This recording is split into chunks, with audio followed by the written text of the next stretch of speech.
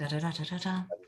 Hey everyone, and welcome to Chef AJ Live. I'm your host, Chef AJ, and this is where I introduce you to amazing people like you. Oops, Today double talk. is March 22nd, 2000. That happens occasionally. I apologize. To introduce you to amazing people like you who are doing great things in the world that I think you should know about. Well, it's the first Monday of the month, which means it's time for Monday with the McDougalls. And I want to wish everybody a happy World Vegan Day. So first, I would like to introduce Dr. John McDougall. Hey, okay. How you doing? Nice to see you. So Dr. McDougall, I love surprises. I had a whole birthday party for you. It was a surprise. I did. It was really such a wonderful party, actually, considering it was on. Yeah, and having Dean Ornish and Dr. Esselstyn. Well, anyway, I had a gentleman named Darrell Thompson write me. He also wrote your daughter, Heather, that he had followed your diet, and within 6 months, he became non-diabetic. And I thought, well, what better way to tell the story than to tell you personally? So I'd like to welcome Darrell. I love to hear it, but I'll probably have a couple of comments when he's done.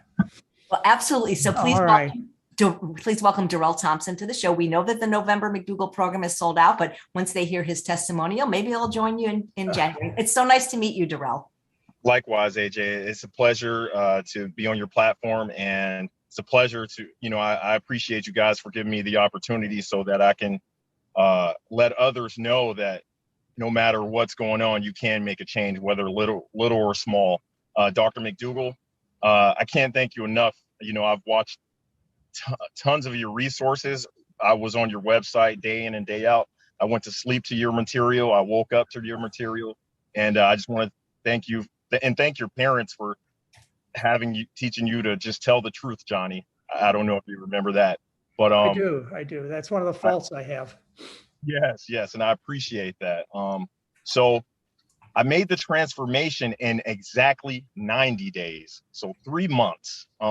July 22nd, I had a routine physical at the VA here where I live. And I mean, I've got a ton of stories, but my doctor, I went to his office and he diagnosed me with diabetes after giving blood that morning. And he was waiting for the results to come in. He wouldn't let me leave. I had to urinate. I was having frequent urinations. He would barely let me go to the restroom because he was waiting on some results. And the results finally came in, and it showed diabetic ketoacidosis. I'd never heard of that or anything, Long story short, he rushed me to the hospital. My A1C was 16. Can you guys still hear me? Mm-hmm. And so A1C 16, I had no idea what that was. Extremely deadly. So I got out of the hospital. I stuck to eating just vegetables, salads, and it just wasn't enough to power me. I knew I needed to work out, lose some weight, and that would help. It wasn't enough to power me. I would have for breakfast before my walk. And this was just August 2021. I would start out with spinach and omelets, because they told me to eat more protein and only eat 30 grams of carbs a day. That was the recommendation of the hospital and the VA. So I get around my first lap of my mile and I'm just ready to pass out. I'm going hypoglycemic. I stumbled across, as fate would have it, Dr. John McDougall, and lo and behold, what I thought was the enemy of that starch is actually the solution. Granted, you have the starch solution. So I gave it a shot, and I noticed I'm starting to get energy. I can go more than a half mile. I can go for 2 miles. I can go for, I went as much as 10 miles, sometimes 15 miles in a day. But more importantly than how far I could go was my blood, my blood glucose levels started to improve drastically. I went from eating boiled eggs and turkey, thinking that would help, and all these proteins, which as a diabetic, you don't need all those proteins. Thanks to Dr. McDougall explaining that becomes toxic on your kidneys. And I mean,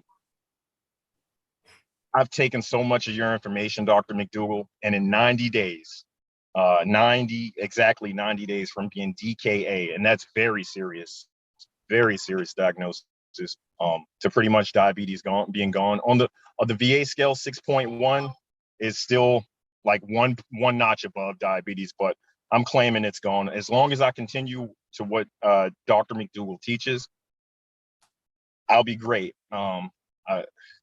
I just can't say thank you enough, Dr. McDougall and Mary, for being on Dr. McDougall's side. Thank you all for giving me a chance to live, giving me, you know, there's really no words. My actual doctor here, he was surprised. He was upset because I didn't follow their recommendations. And, you know, the way they see it is they pretty much want you to maintain diabetes and quote unquote manage it instead of reversing it or curing it. And I don't see any purpose of managing or keeping such a debilitating disease as diabetes, because it's damaging your eyes, your kidneys, and you start to feel those things. The neuropathy, I've gotten rid of all of that. It's just amazing information that Dr. McDougall has provided. I don't know how you can be going to the VA when you look like you're 18. Wouldn't you have to be a little bit older? I appreciate it. I really do. I've been blessed with good genes, and fortunate enough, my genes have led me to you and Dr. McDougall. And you know, I really appreciate that. In 90 days, you can't sometimes finish a class in 90 days. You know, I knocked my A1C 10 points down in 90 days. And, you know, I was able to eat as much as possible. I would get stuffed on the potatoes and vegan gravy, and just you know, and I noticed a lot of Dr. McDougall's old material as well. When he did some commercials on how to eat out in fast food, that helped me out a lot as well. If I'm not home, that would give me tips, just a ton of things. I recommend Dr. McDougall all day. Am I still on, AJ? You sure are. Darrell, how much weight did you lose? So, to be fair, diabetes, it makes you lose weight, right? So I kind of lost track, you know, when you get diabetes. So I was at about 215, right, when I started your journey, and I got down to 197. So about 20 pounds. About 20 pounds. That's pretty good. As the fact that it took you 90 days, I'd have to say you're a little slow. Yeah.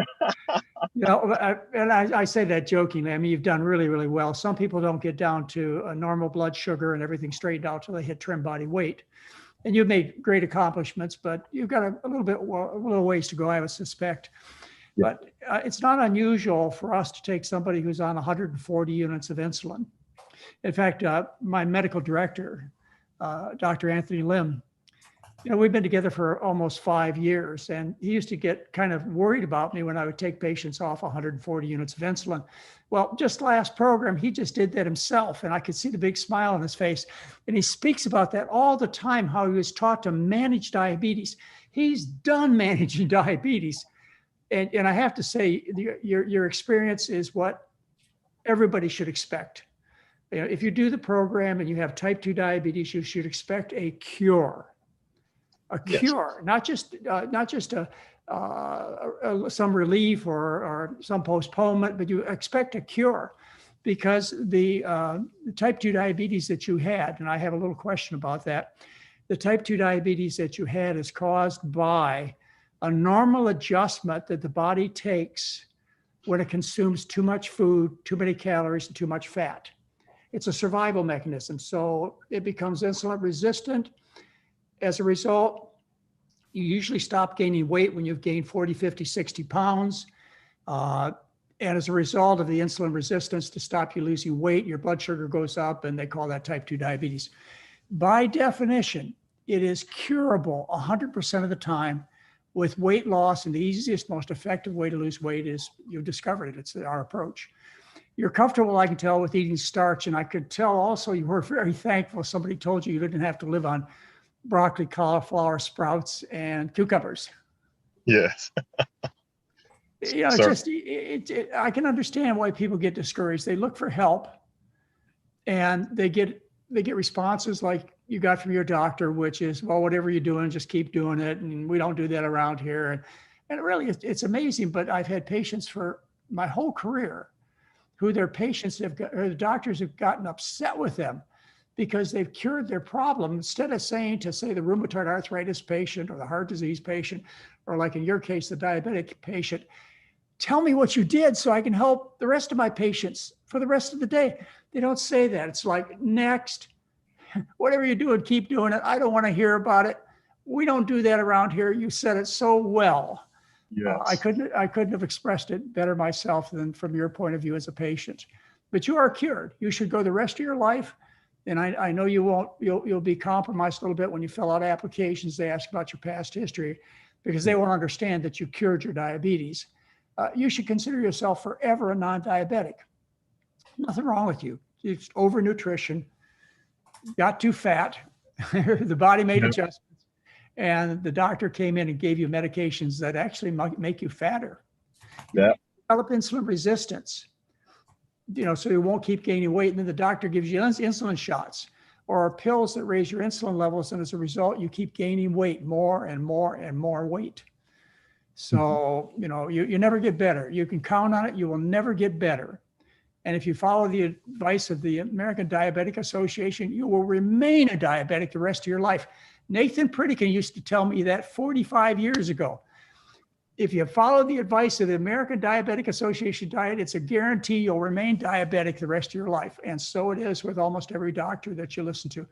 There are exceptions, and you hear a lot about them on AJ's show, the doctors who are exceptions to that practice. But congratulations, you tell the story extremely well. Thank you.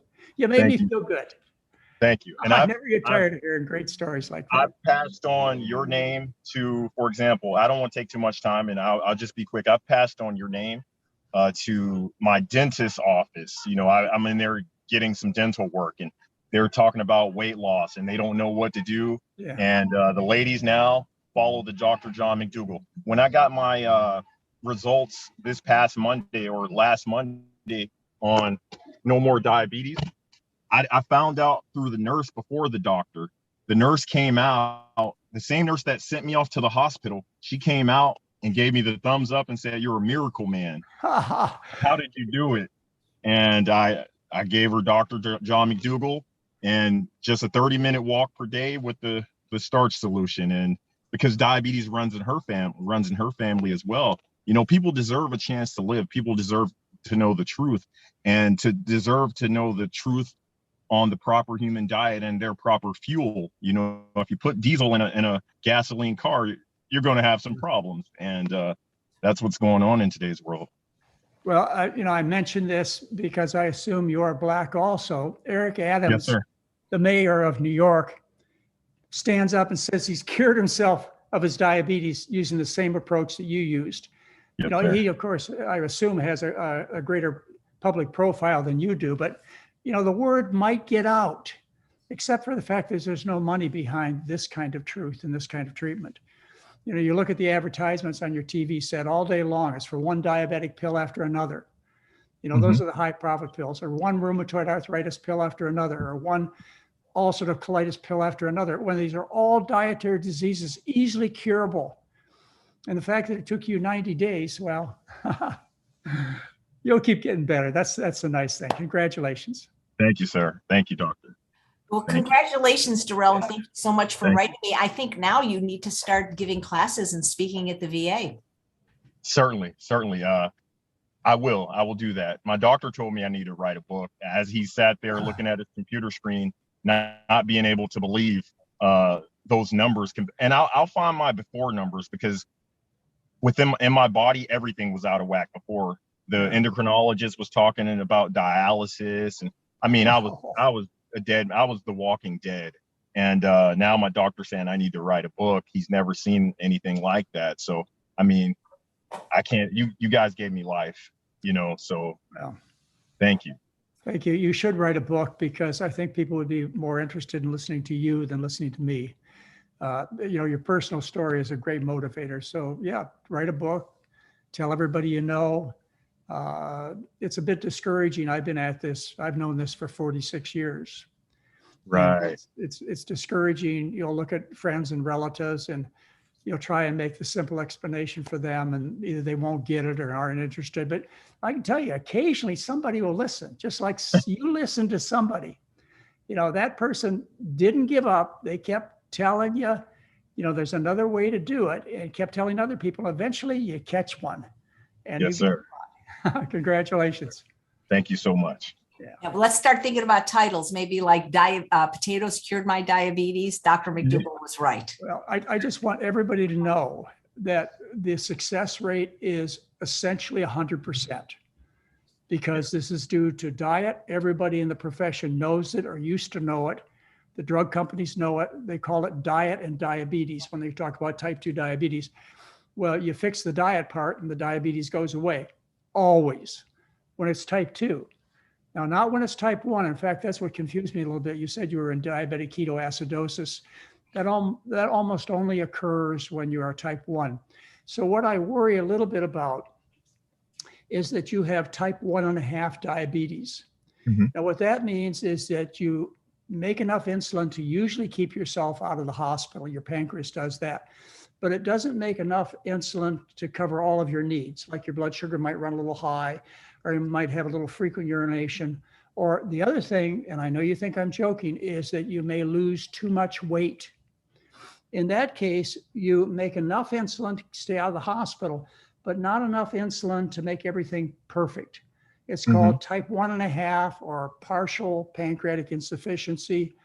And it's a condition that, you know, with diet and exercise, you usually don't have to take any medication.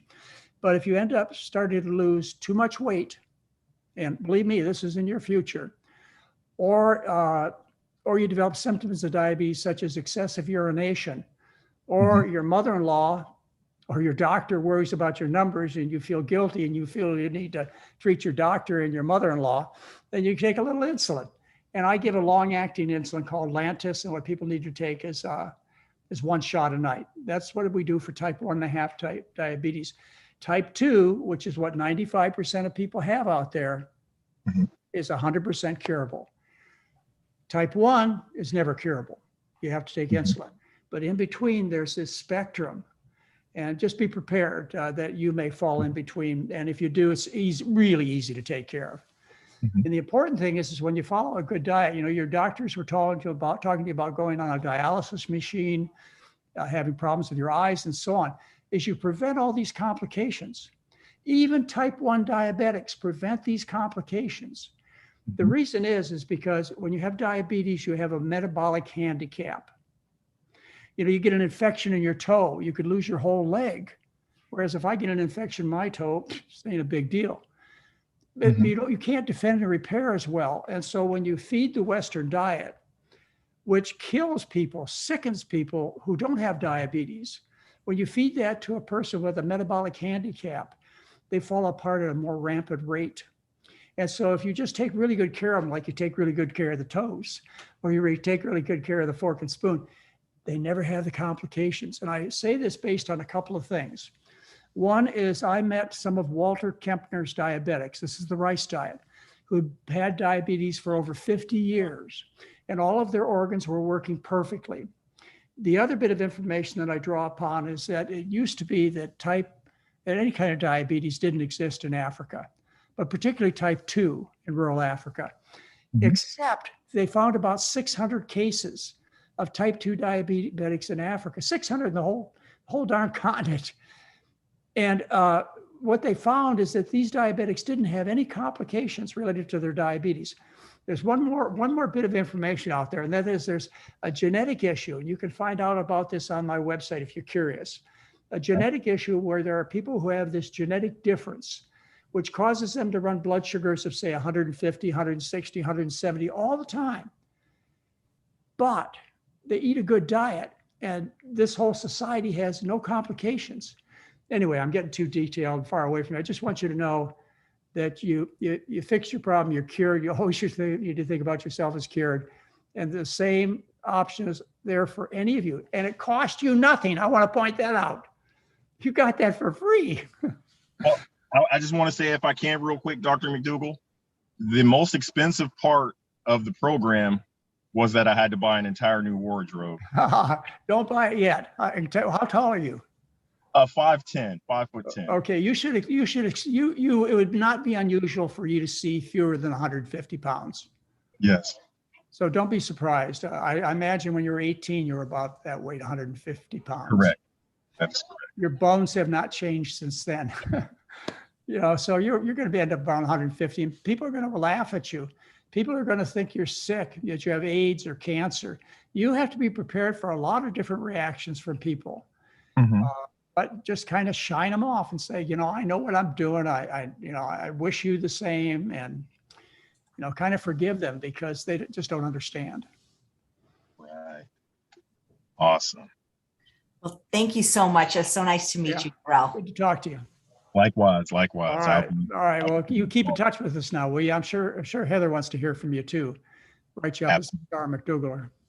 You never get tired of those people like yourself who share their story. So thank you for sharing. Yep. Thank you for contacting us. So Dr. McDougall, I know you want to talk about women's health, but what's interesting is because you're a doctor and you're also Dr. McDougall, we got so many questions. And since you were talking about diabetes to Darrell, so many people have written in that they're seeing postprandial unfavorable numbers in their glucose reading. And so they get concerned about the high starch, high carbohydrate. And I don't know how to, I'm not a doctor. I don't know how to assure them that it's going to be fine. Well, first of all, we see people in a clinic situation where we have them locked up. We know exactly what happens to them. And it's not usual for people's blood sugars to go up when they change to a high starch diet. But you have to think about it for a minute. The reason you eat is for your sugar to go up. And when you stop massive doses of pills, which were suppressing your sugar, or insulin, what would you expect but the sugar to go up? If you're looking for control of numbers, you just want your numbers to look better, then you need to pay attention to what happens with the numbers. If you want the cure, then you have to fix the problem. And sometimes it takes a little time. There are a couple approaches I take with people who I know are going to be cured. One is I usually stop all of their medication, because the reason that I worry about them after I start taking them is they get into trouble because of the drugs. They have low sugar reactions. They fall. They have a DUI. Somebody thinks they're drunk driving the car because they're low sugar reactions. So I worry about people until I get them off the medication, and then I can sleep well at night. So, in most cases, I'll stop all the insulin pumps. You can tell your diabetic friend doctors that I do this. Stop all the diabetic pills if I'm pretty certain they're type 2 diabetic, not if they're type 1. But if somebody's cautious, if somebody is a little bit timid about this whole thing, I am willing to take and cut your dose in half, with the idea that you'll have a candy bar around or a whole glass of orange juice and sugar, because you're likely to have a low sugar reaction. And there's nothing more distressing for a diabetic than to have a low sugar reaction, particularly if they're in a dangerous situation. So yeah, I can be cautious as a physician. You come to our program, Dr. Lim will take you slowly off your diabetic pills. But he won't be because he wants to, because you persuaded him to go slow, because he knows what's going to happen. He's taken care of hundreds of diabetic patients so far, and I've taken care of a lot. Yes, people are commenting on your shirt. They really like it, Dr. Oh, good. Well, like I say, this is one of my $29.95 shirts. Yeah, this is one of my $19.99 shirts. Right. Well, and I joke with AJ because she wanted to buy me a shirt, and I told her I only get shirts from this particular store, and they were a little more than $29.95. But this one's I started buying the $29.95 ones when I realized you're right, AJ. They look just as good. And they feel good too. Well, happy World Vegan Day. I know you don't always identify with that word vegan, but you kind of are, or you're almost a vegan. Well, I have some reservations about taking this approach, which I've taken for over 45 years. And that is, I tell people that I have turkey every other Thanksgiving, because people get scared of the word vegan, not so much now as they did 30, 40 years ago. It was a complete turnoff. And so what I tried to explain to people was turkey was for Thanksgiving, hams for Christmas, candies for Halloween. You got some candy bars there, folks? Birthday cake is for your birthday. I tried to get people to understand that rich foods are for special occasions, and if they choose to eat those foods on special occasions and they do it in a temperate manner, they'll probably get away with it. Otherwise, they'll make themselves good and sick, and they'll learn from that experience. Anyway, that's the attitude I've taken, hoping that I would capture more people, from the dark side by teaching this rather understandable modern approach than to say I was a vegan. I used to go to vegetarian conferences, for example, the North American Vegetarian Society meetings up in Johnstown, Pennsylvania. I was a guest every year. And I would get swamped by vegan enthusiasts who would, they would attack me because you kill a turkey on Thanksgiving. I said, well, every other Thanksgiving, and you never know which Thanksgiving it is, and you don't know whether I really do it. Doesn't matter to them. They want me to take a religious point of view. And I said, look, I would say to them, oh, look, I've saved more turkeys. I save more turkeys every year than you do, I bet, with my approach. And by the way, you'll never know whether this Thanksgiving is that Thanksgiving or not when I have a piece of turkey this big. And just like we never know really, just like we never know really if you have "do not stent" or I will sue" tattooed. Right. You don't know if I have a tattoo. I'm full of mysteries, AJ. Yeah. Well, anyway, as I say, sometimes I have regret for that, particularly since the vegan movement has gotten so much respect over the years that, I know I've ostracized myself from a lot of vegan persons and communities, and much more so than I've engendered myself with the meat eaters. So, maybe it was a mistake. I don't know, but I'm not going to change it. And I'll tell you what I do these days. Instead of, my approach now is trying to save the planet. And instead of telling people they ought to be vegan, over at the COP26 conference, there's some of my vegan friends trying to get the world to understand that we need to change to a vegan diet to save the world. Rather than taking that approach, I describe what people ought to do is they ought to go back to traditional eating patterns. You ought to eat like your ancestors of 100 or 200 years ago. I mean, not your king and queen ancestors, but the ones who worked in the fields, build the pyramids. The traditional diets of the human being, the foods that 99.99% of the people who ever walked this earth have eaten. And those are starch-based diets. And more than 95% of the food that they consumed was from these starches. For example, the people from Central America, the Mayans and the Aztecs, are known as the people of the corn. 1,300 years, their societies lived on corn. Down in South America, the people in the Andes lived on potatoes. They weren't vegan. Maybe twice a year, maybe on Thanksgiving, they caught a bird or a deer or something. It wasn't a religion for them. But if we get people to follow that kind of diet, that kind of eating pattern, the eating pattern that before 1980, good grief, that was 42 years ago, that over 90% of the population of Asia followed. They lived on a diet that was 90% white rice or more. If we return to the diet of the Middle East, Egypt, Iran, Iraq, that's the breadbasket of the world, ladies and gentlemen. I'm not asking you to be vegan. I'm just asking you to eat like people did 100 years ago. And for the last 100,000 years, they ate that way.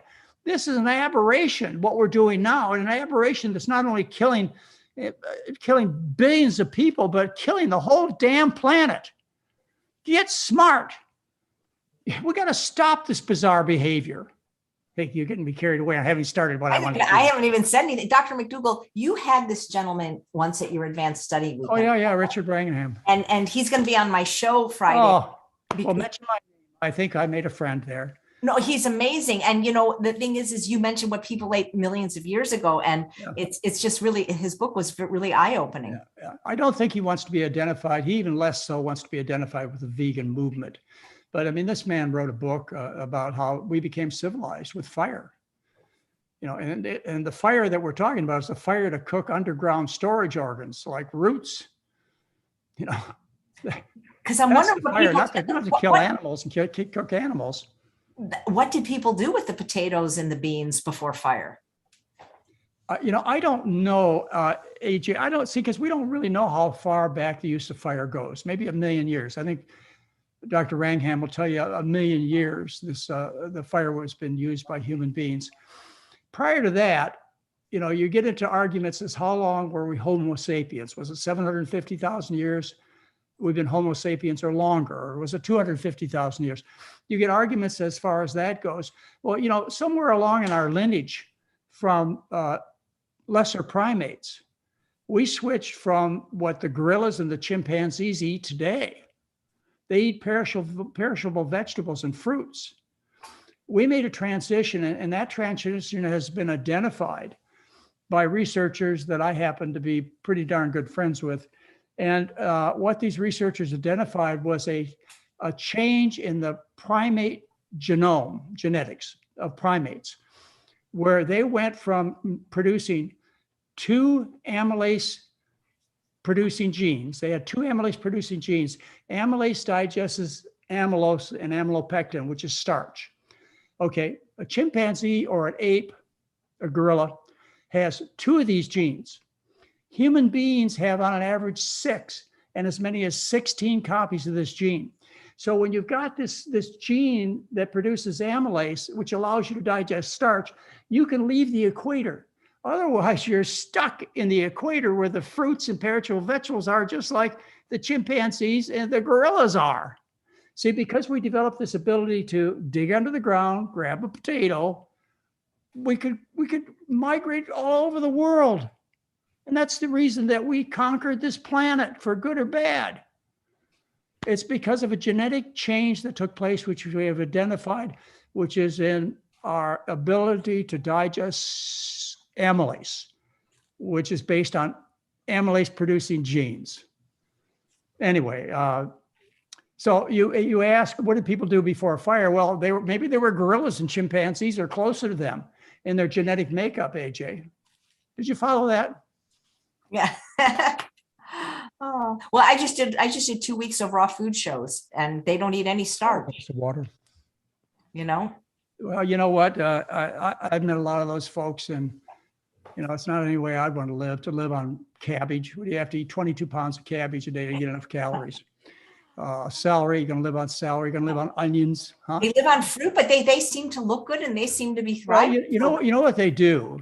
My guess is raw fooders, they get their calories from fat, from nuts and seeds and avocados, which are not necessarily unhealthy, but they're not.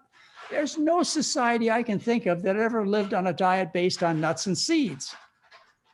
But every society I can think of in the past lived on starch, corn, rice, potatoes, sweet potatoes. There are thousands of different starches out there that can be identified. And they've been the center of societies, including the Neanderthals. Looking at the teeth of the Neanderthals all the way from the frigid Northern Sea to the steamy Mediterranean, they find starch granules in the teeth of the skeletons of the Neanderthals, and they have been declared starch eaters. And the closer you are to the equator, the more you are a starch eater, whether you're a Homo sapien or a Neanderthal. That's your food. When you get way out in the extremes, you get out there where the Inuit Eskimos live, that type of frigid environment, then you switch from a starch-based diet to what's available in the environment, which happens to be the Atkins diet, 7 or 8 months of the year. Only for about 2 or 3 months do they have any significant amount of vegetable matter up in these northern latitudes. So I'm sorry, folks. Either you're ignoring or you're not taking the trouble to look at the science, the archaeology that shows the human being is a starch eater consistently. Yeah. Well, that's my food. I mean, I just don't enjoy other foods as much. Well, they have to play little tricks, fruitarians and, people who eat raw diets. We talked about, I remember we were talking about the place in San Rafael, Roxanne's. We were talking about that a couple other times ago, and I told you I got the lasagna, which was made of nuts. And it was like this big, about 4 postage stamps in size. And my guest asked me how I enjoyed dinner, because I wasn't going to pay for the dinner. It was $500. So my host says, well, how did you enjoy the dinner? And I said, well, that's barely enough food to get me to Taco Bell. I was just joking. Yeah. Well, that's the thing. You know what? Taco Bell, I think, would have been a healthier meal than what I had that day, because that meal must have been at least 90% fat. Yeah. Not that I'm recommending Taco Bell, folks. Come on now. Well, you can either eat fat or you can eat a lot, and I prefer to eat a lot. Well, that's one way to look at it. You can eat starch, or you can not have control of your health and your personal appearance. That's all it is.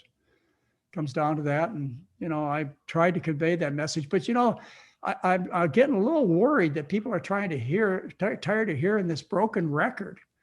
That's all I tell you is eat starch, eat starch, eat starch. So that's why I put together a series of McDougall Monday topics. And what I would like to do is I'd like to today, as well as over the next few Mondays, I'd like to present a topic that we could go into in some detail. And I'll only do it for 15 or 20 minutes, hopefully. And then Mary will join me and you guys can ask questions and so on. And I picked a topic this morning, which is on women's health. Would you like to hear? Absolutely, because I'm a woman and I'm concerned about health. I have 3 important women in my life. Well, I had my mother, who's died at 93. And I have my wife and partner in life, which is Mary, who, as you can tell, is alive and well, and she'll be joining in just a minute. And I have Heather. And I also have a granddaughter, Chloe. So, hey, I deserve the right to be able to talk to you about women because I love many women.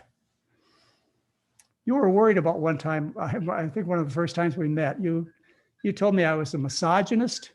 Remember that? No, it's not the first time. I didn't even know what the word meant. I didn't even know what sure. I'm never going to live that down. Well, anyway, you're taking it out of context. I hope I proved myself to not deserve that title. Okay, well, I want to talk to you about women. From the medical point of view, women are not so healthy. In fact, the saying goes in the medical business is women get sicker, but men die quicker. That makes sense to you? They always talk about how men die earlier in life and their wives outlast them. Well, but they're sicker during their entire life. So, the woman does have a lot of trouble. I mean, you would think that, if you had a really sick mind, you would think that the creator of the female gender was a man who didn't like women because the female was designed with so many weak parts of the body. Typical Western woman can't deliver her baby. Her birth canal is not big enough for the baby to fit out, so you have to take it out through the top, which is a cesarean section. The typical woman, her breasts are painful and cystic. And then 1 out of 7 women, the breast disease deteriorates into breast cancer.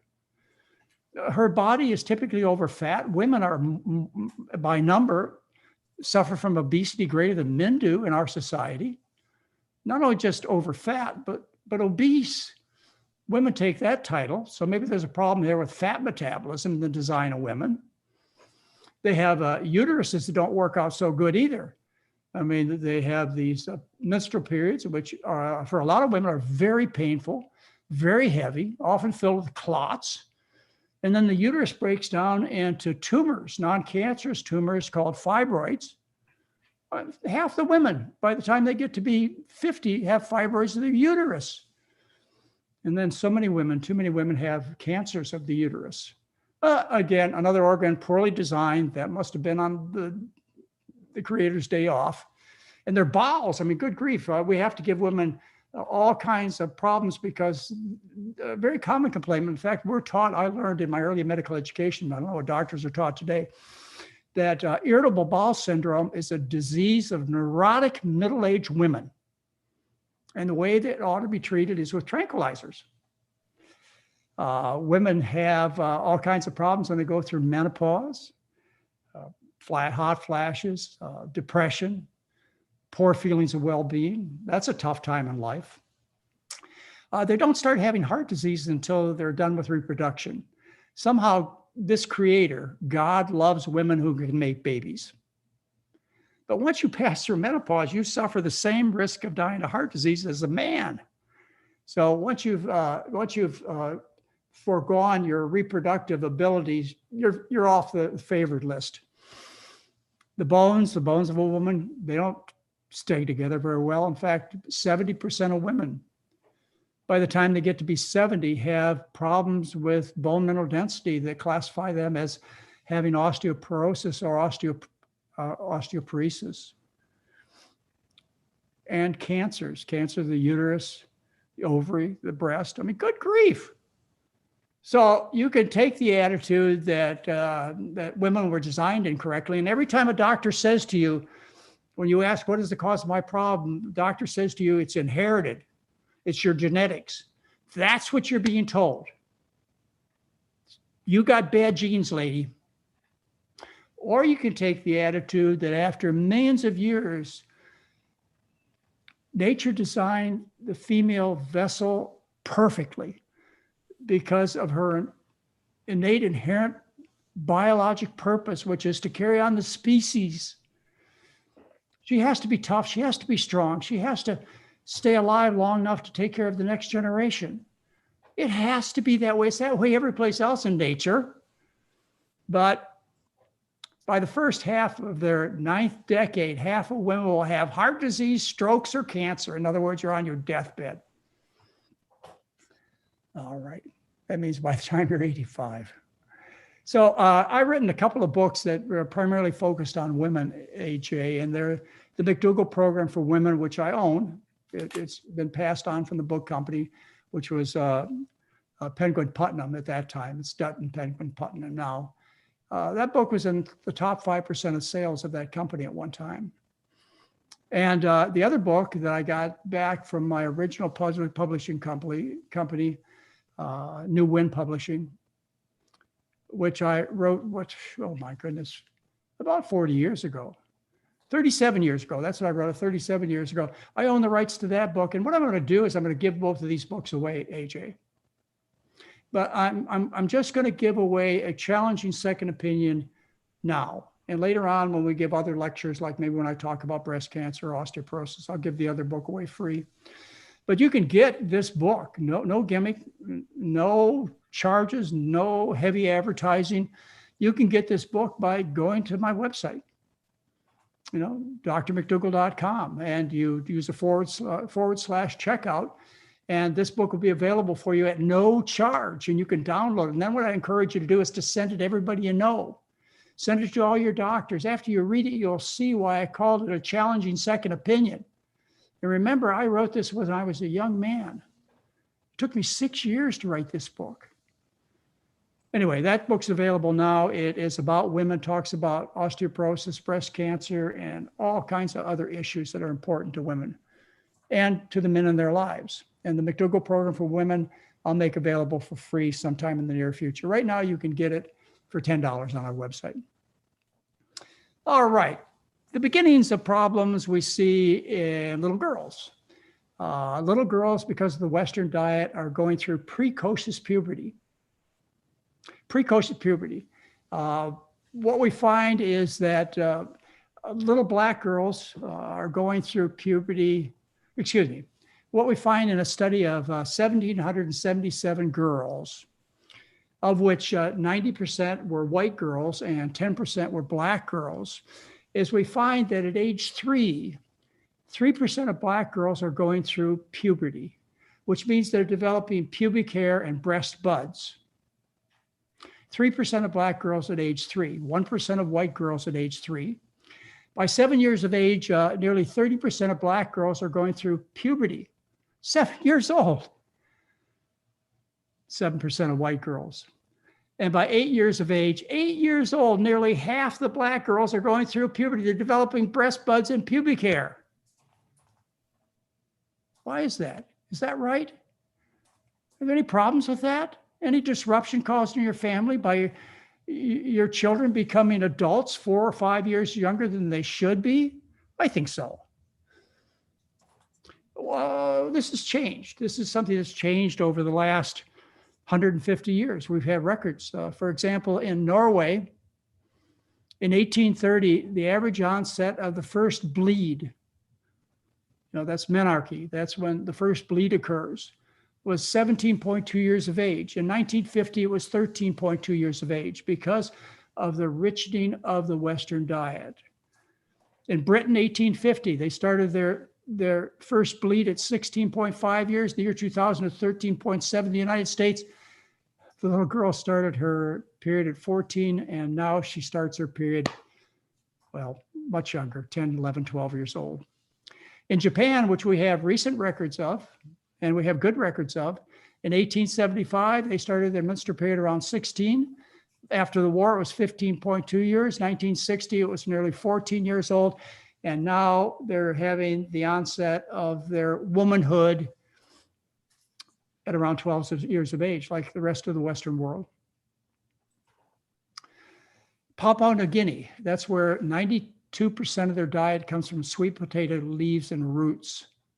92% of their diet's from sweet potatoes. In the 1960s, the first bleed occurred in a little girl in that society when she was 18 to 19 years of age.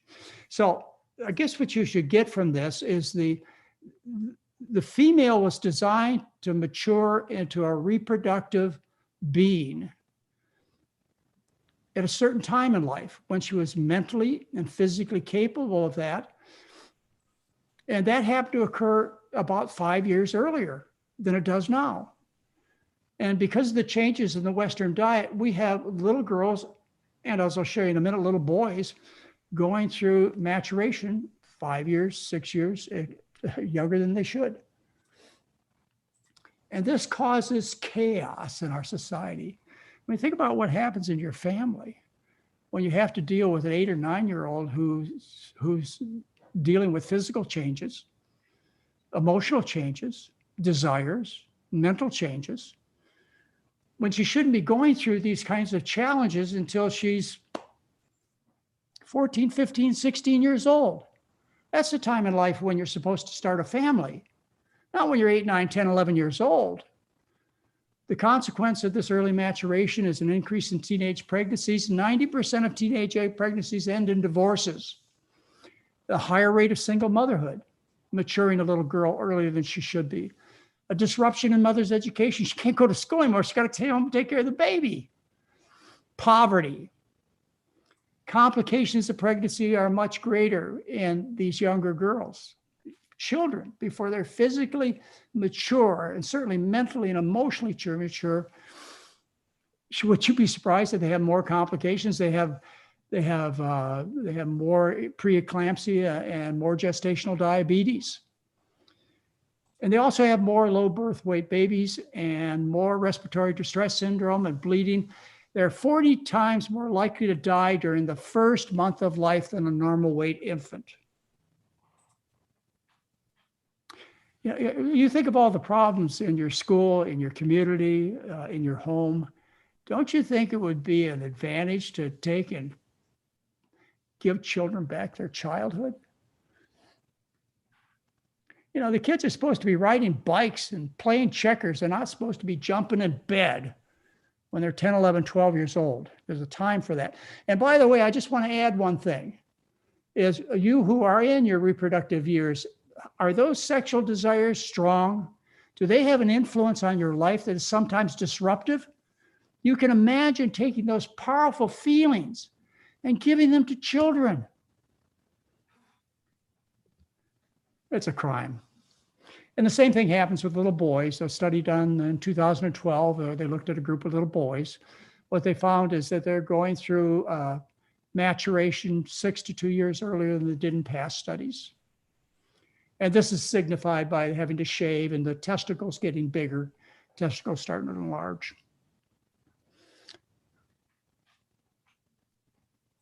All right. And then throughout the rest of life, you suffer from more disease due to the Western diet. There's an interesting study. I just want to take a moment on it. It's a study that confuses doctors and scientists these days. It's not just one study, it's an observation. And that observation is that women who have a high risk of getting breast cancer have a low risk of osteoporosis and vice versa. And it's hard for my colleagues to understand why, unless you understand that they're both estrogen-dependent problems. Breast cancer is aggravated, at least, by estrogen. That's why women who who go through menopause earlier have less breast cancer. Women who never go through ovulation don't have breast cancer. That's why one of the primary treatments for a woman who has breast cancer is take the ovaries out, lower that estrogen. That's why you're given anti-estrogen drugs like tamoxifen or aromatase inhibitors to lower that estrogen, because estrogen increases your risk of breast cancer. But you're also told that estrogen makes the bones stronger. Hey, think about that. You got a choice here. You can have diseased breasts or diseased bones, or you can fix the problem. Anyway, this is an observation that's made. Of course, the estrogen issue is should be very clear to most of you based upon your previous experiences. You know that estrogen promotes cancer.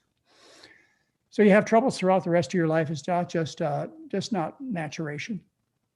So let's talk a minute about why the diet causes the estrogen levels to go up. Estrogen, of course, is the dominant female hormone. It's made by men too.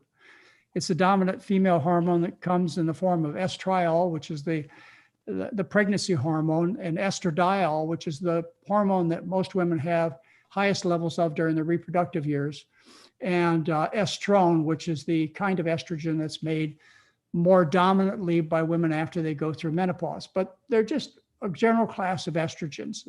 And there may be an importance for you to understand the difference in the three kinds of estrogens, but we'll see when we get into that.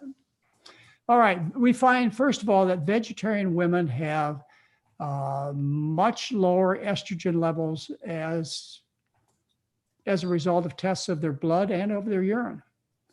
They end up excreting more estrogen from their body, the vegetarians do. It doesn't stay in the body.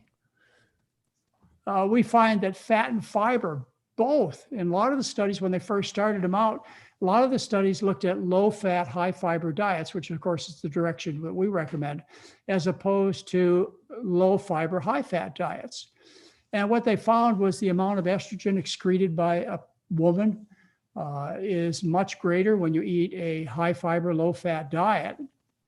And what they've calculated, this is kind of an interesting number, is that just switching to this, which is not as low in fat as the diet I recommend or as high as fiber, it's just a moderate change. What they found was that that would result in 12 fewer menstrual periods during the entire reproductive life of a woman.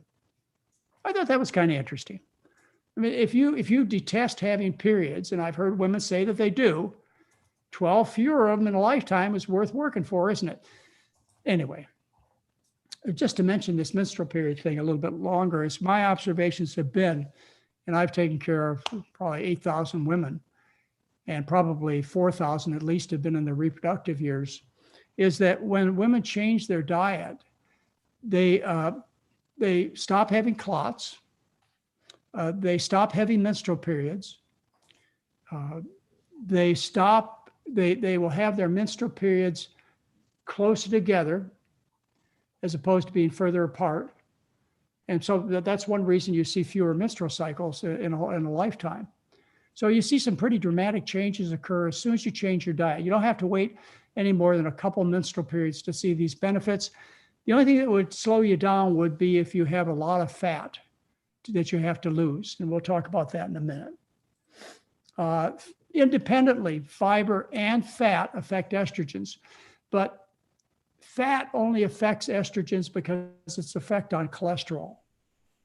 Whereas fiber, what fiber does is it does a couple of things.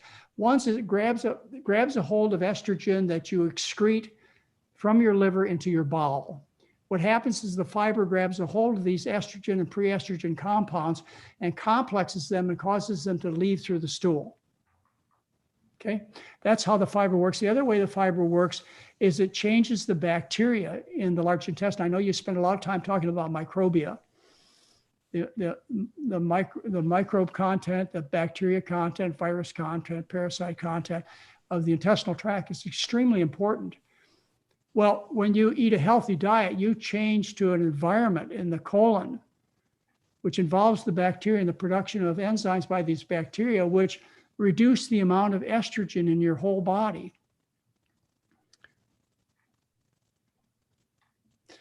All right, here we have a research paper showing that the amount of estrogen in your body and also in your stool is dependent upon the kind of bacteria you grow.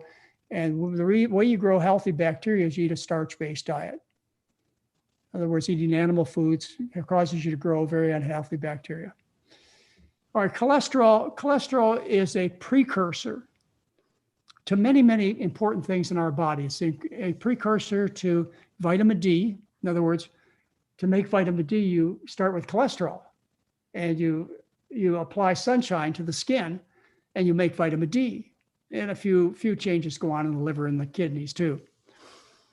Your sex hormones are also made by cholesterol, from cholesterol. And they turn into both male hormones and female hormones, both of the estrogen type and the progesterone type. So you need to have some cholesterol. Well, the human being makes all the cholesterol that the human being needs. And so we have no problem with making enough cholesterol or vitamin D or other down the line products of metabolism. But this might bring up for some of you the concern about what happens when you artificially lower cholesterol. I don't mean by eating a no cholesterol diet. I mean by taking powerful drugs.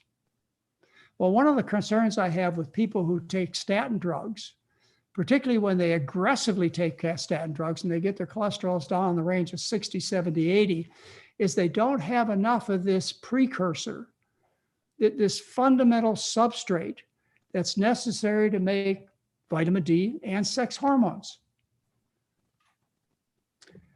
Fat.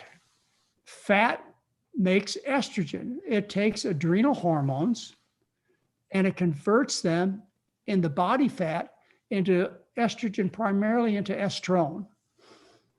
So what happens is when you go through your menopausal years, prior to your menopausal years, you have mostly estradiol, which is called E2. Okay. If you get pregnant, then you produce a lot of estriol, which is called E3. When you go through menopause, what happens is your ovaries shut down and you stop bleeding. In fact, the definition of menopause is stopping bleeding.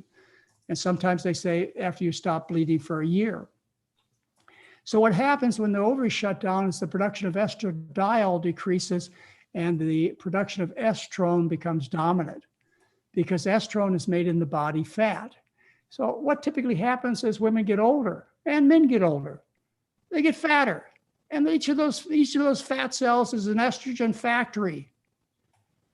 And so as a result, the more overweight you are, the more overfat you are, the more diseases related to estrogen that you have, which includes what we just talked about a minute ago, is overweight women have better bone mineral densities and less risk of osteoporosis. Why? I mean, think about what we just talked about. They have higher estrogen levels. That's the primary reason. The other reason is overweight women do a lot more exercise because they have to carry around a lot of excess weight. But that extra estrogen you make also puts you up for breast cancer and uterine cancer. So anyway, that's another source of estrogen. So you've got the food.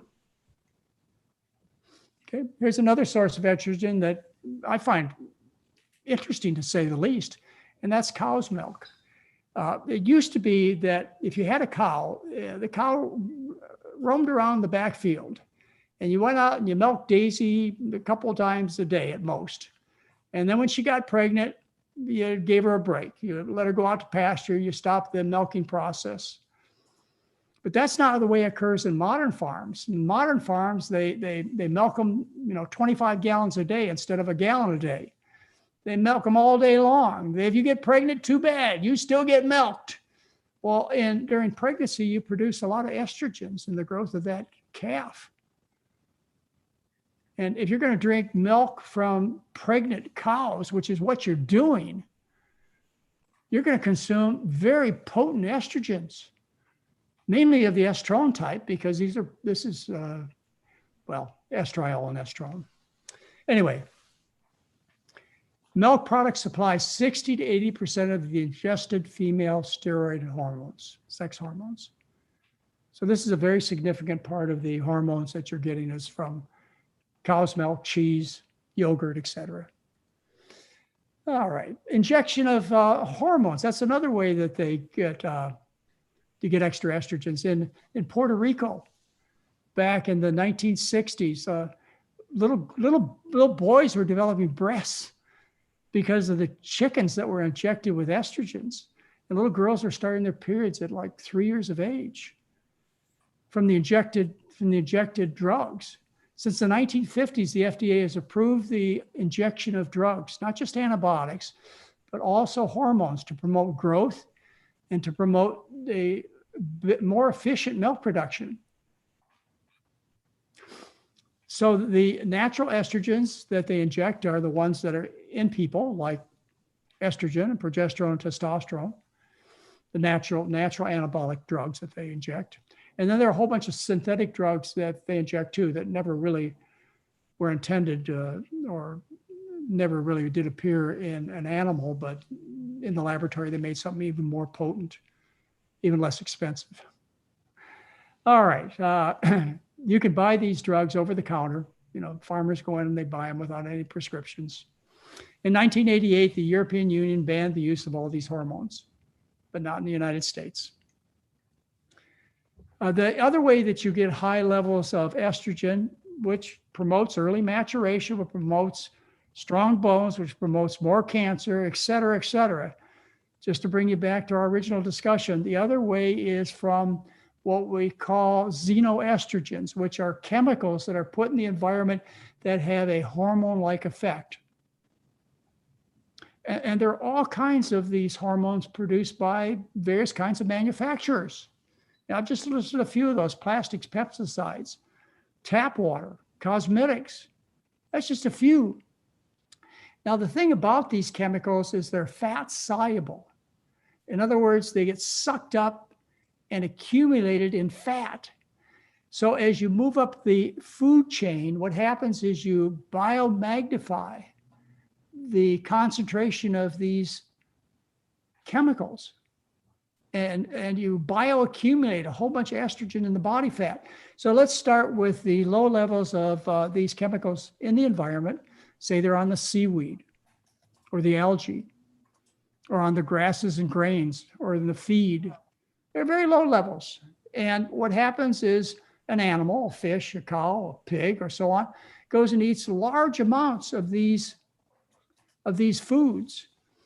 And the fat, because it's attracted to and soluble in their body fat, the fat from these hundreds of pounds of food, the chemicals from these hundreds of pounds of food get sucked up and accumulated in the cow or the pig's fat. And then what happens is we as human beings, we eat the fish or the cow or the pig or the chicken. Chickens are about 50% fat. We eat those foods and we end up eating a lot, maybe a couple 100 pounds of meat a year. And I can't even think about how much dairy people eat. Well, all of that chemical is sucked up and concentrated in your body fat. You'll increase the amount of chemicals from the grasses and grains and seaweed to you by thousands fold.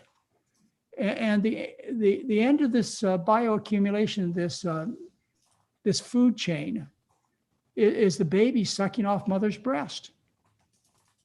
The Environmental Defense Fund did a study in 1978 where they examined the milk from 1,400 women in 48 states, breast milk. And they found such high pesticide and environmental poison content that they declared human breast milk an environmental hazard. You know, in the Inuits, who eat a very high animal food diet, the breast milk in the Inuit woman is so toxic that it's been declared that it should be buried in a special waste dump. 60% of a woman's pesticide load is dumped into her baby during the first 6 months of breastfeeding. You know, this is why you need to start eating really good when you're young, because you accumulate these as children, as teenagers, as young adults. You accumulate these chemicals in your body, and when you get pregnant and you have your children, and this applies to men too, not just women, you're dumping a whole bunch of chemicals on the genes of your future offspring. You're causing problems, genetic defects, cancers, etc. So I did a study, AJ. I did a study on women as far as diet and breast cancer is concerned. It was the first study ever published on the dietary treatment of breast cancer. I published it. You see my name up there. It was published in Diseases of the Breast in 1984. And I pulled out a couple of charts here on what happened to women who changed to the McDougall diet. And this is, 37 years ago. And what you see there is we had a dramatic reduction in estrogen levels by switching from the typical Hawaiian Western diet to the McDougall diet. In this particular study, we published it. An overall change that was significant in the estrogen levels. So it's, I showed it 40 years ago in our patients that by changing to a healthy diet, you dramatically reduce the estrogens. And if you happen to be raising children, they'll mature at a time in life when it's normal, when they're 15, 16, 17, 18 years of age, not 10, 11, 12. And you'll go throughout life and your organs will work just the way they should. The breasts will be in good shape and the uterus will be in good shape and the bones will be in good shape, et cetera, and you'll avoid the cancers. It's a win-win situation. Well, next time, AJ, what I'm going to do, since I showed you a study I did on the dietary treatment of breast cancer that I performed in the early 1980s, is I'm going to make the topic breast cancer. But I thought of some other topics that we could do in this theme of talking about medicine for women, the McDougall Program for women. And if you want to get a head start on this, I encourage you to start with McDougall's Medicine, A Challenging Second Opinion. Free, no gimmicks. Get it off our website. And you can at least get read up and get up to speed because we're going to be talking about breast cancer, which is discussed in detail in that particular book. And by that time, I don't know whether we'll be in a position to offer the next book, but we're going to give the rest of them away free too. Thank you, AJ. Thank you, Dr. McDougall. I'm really excited that you're going to talk about breast cancer because I recently sent you an article that they were saying that nuts help people with breast cancer. Yeah, well, they may. Remember, nuts are not unhealthy. They're just rich. What I remember is that avocados, because they're high in fat, also accumulate a lot of environmental chemicals. But I'll have to look that up. But that's what my memory still holds, is that these plant foods, they accumulate the fat soluble chemicals also, probably not as severe as animal foods. But, it's just that they're in hard shells and you're not supposed to eat very many. It's just that they come in season only during a short period of time. Avocados, we used to have an avocado tree right next to our house in Hawaii, and it would come into season for only a week or two a year. Whereas I find avocados in season at new seasons in Whole Foods all year long. One of the things you said in the presentation, which I never thought about before, because I too am concerned about young girls reaching menarche at a very young age and possibly getting pregnant, was that the cows that are giving milk are pregnant. They're pregnant themselves. The cows are pregnant. Is that what you're saying? Yeah. Is that the reason? Because just to play devil's advocate, if people had a cow in their backyard and drank that milk, would it be as much of a problem, or is it? But they didn't lactate. They didn't milk the cow. They didn't milk Elsie when she got pregnant, when she was the family pet. They put her out to pasture and let her take a break. But modern milking machines, they milk, like I say, 28 gallons of milk a day, all day long. Whether the cow's pregnant or not, she never gets a break. That's the difference. And aren't they giving the cow mass doses of these hormones and antibiotics? They do that too. But naturally, the cow produces very high levels of estrogen because she's pregnant. Right. But yes, they give chemicals also. And I tried to point that out, that there are a whole bunch of hormones, antibiotics, and so on that are given in feedlots. That's the business. Other doctors aren't like pediatricians, they're not like making this connection. Well, as much as cardiologists make the connection of food and heart disease, what do you expect? This is a fee for service business. We have no incentive to get the patients well. So, whereas things like the precocious puberty, which should make every parent, every doctor, every pediatrician up in arms, it's the main source of chaos in our society, is this premature maturation. You would think that any decent moral person would stand up and stop it. But hey, it's no worse than dropping dead of a heart attack or getting prostate cancer or rheumatoid arthritis. So why should we take any action? It's buried. It's lost in the library unless it has a profit attached to it. That's just business. That's just the way people are. There's nothing special about doctors or scientists or parents. All of us, we bring to the forefront things that are to our advantage, particularly our financial advantage. It's nature, it's normal, it's human behavior. Recognize it and do something about it. Just because things are the way they are doesn't mean we can't change them. And I know you know that as individuals because you've taken control of your health. So Hi. Hi, Mary. Nice to see I you. thought I'd join you. I love having you, Mary. I know that, Mary, if it hasn't appeared in the chat, people are going to wonder what's in your coffee mug. I'm guessing it's some kind of tea. It's tea. Yeah, it It's is. let's see. Well, Republic of Tea. I think this is I gave you the caffeinated this morning. oh, okay. That's why, Well, just so I could that's get, why I needed to I'm- get her a little excited for the show today, AJ. So it's either mango salon or papaya something, but it's a black tea, but it has these flavors to it. And Republic of Tea is my favorite kind of tea, and it just happens to have these great flavors that. Oh, he's looking to see which And one.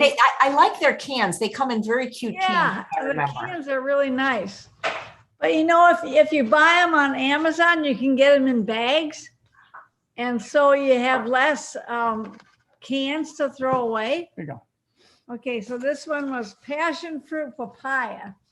That's what I gave her And this morning. that's the can, but look at this. Look what I found on Amazon. The Republic of Tea. This one happens to be decaf ginger peach.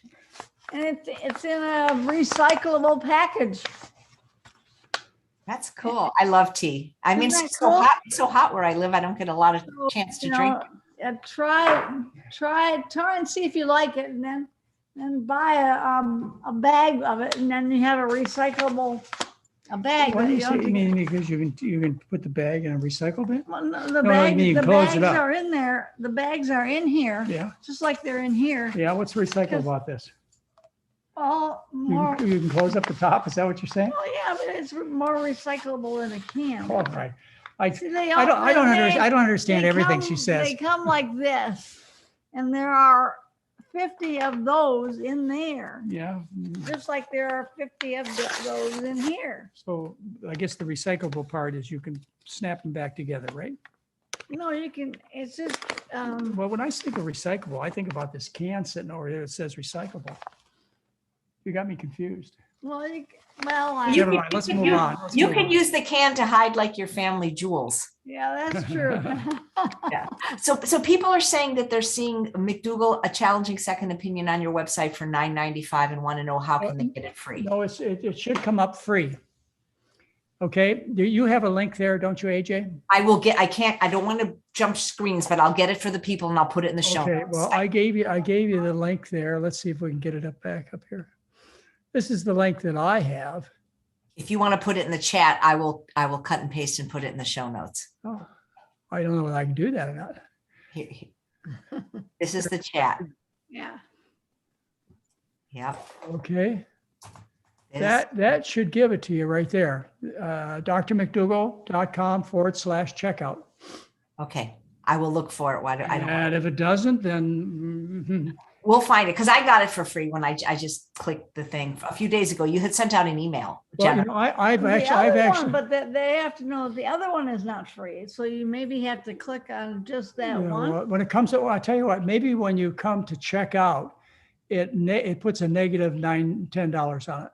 But I know that I've used this link, and when I went to the checkout for that book, it was $0, including no mailing fee. It's, of course, it's a download, PDF download. So I don't understand why it doesn't work right now. It should be working. We will get that information to the people.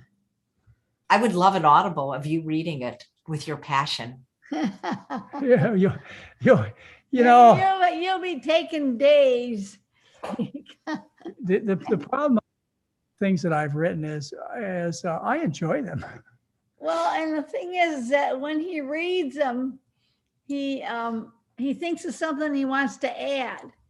So it would be an abridged version of the challenging second opinion. But there are so few things, though, Mary, as we talk about a lot. So few things I've had to change. Oh, I know, but there's like one or two words. Yeah, You say, I'll put this in here instead.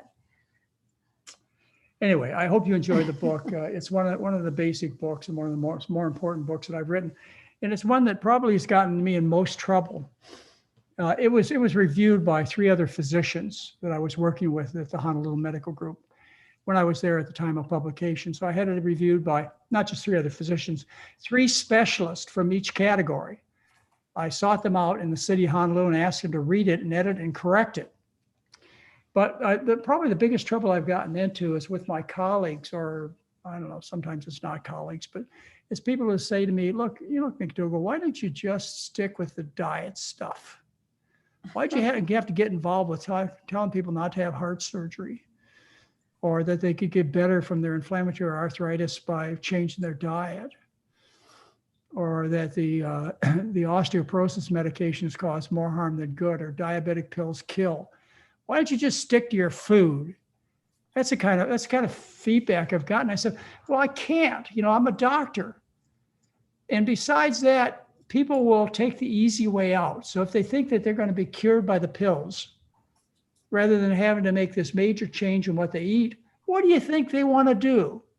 But if they understand that they're not going to be saved from heart disease by having their chest slice open and cost them $350,000, they understand that this is fraud, then they're going to be more interested in another solution, which is the food.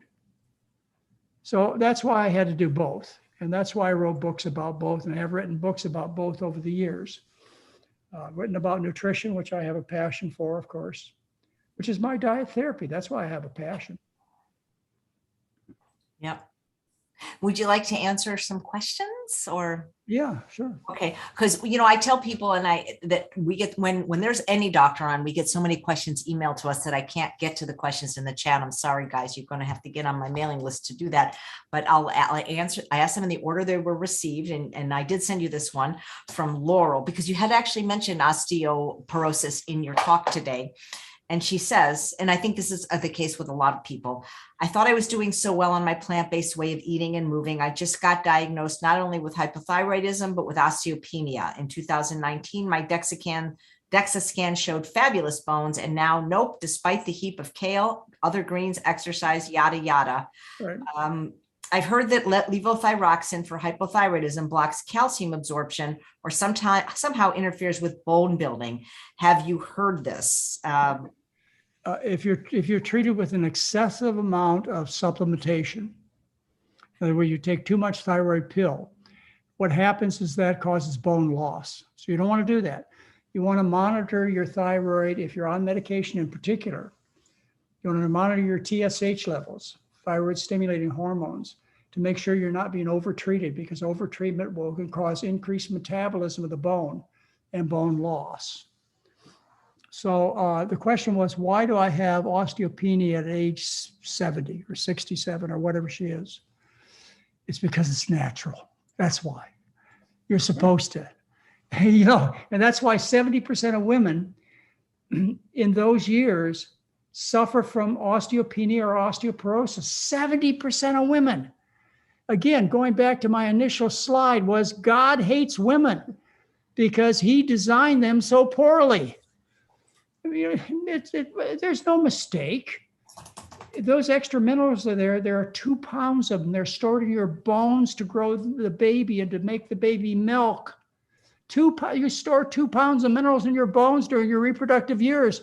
When you hit 50, you're supposed to stop having babies.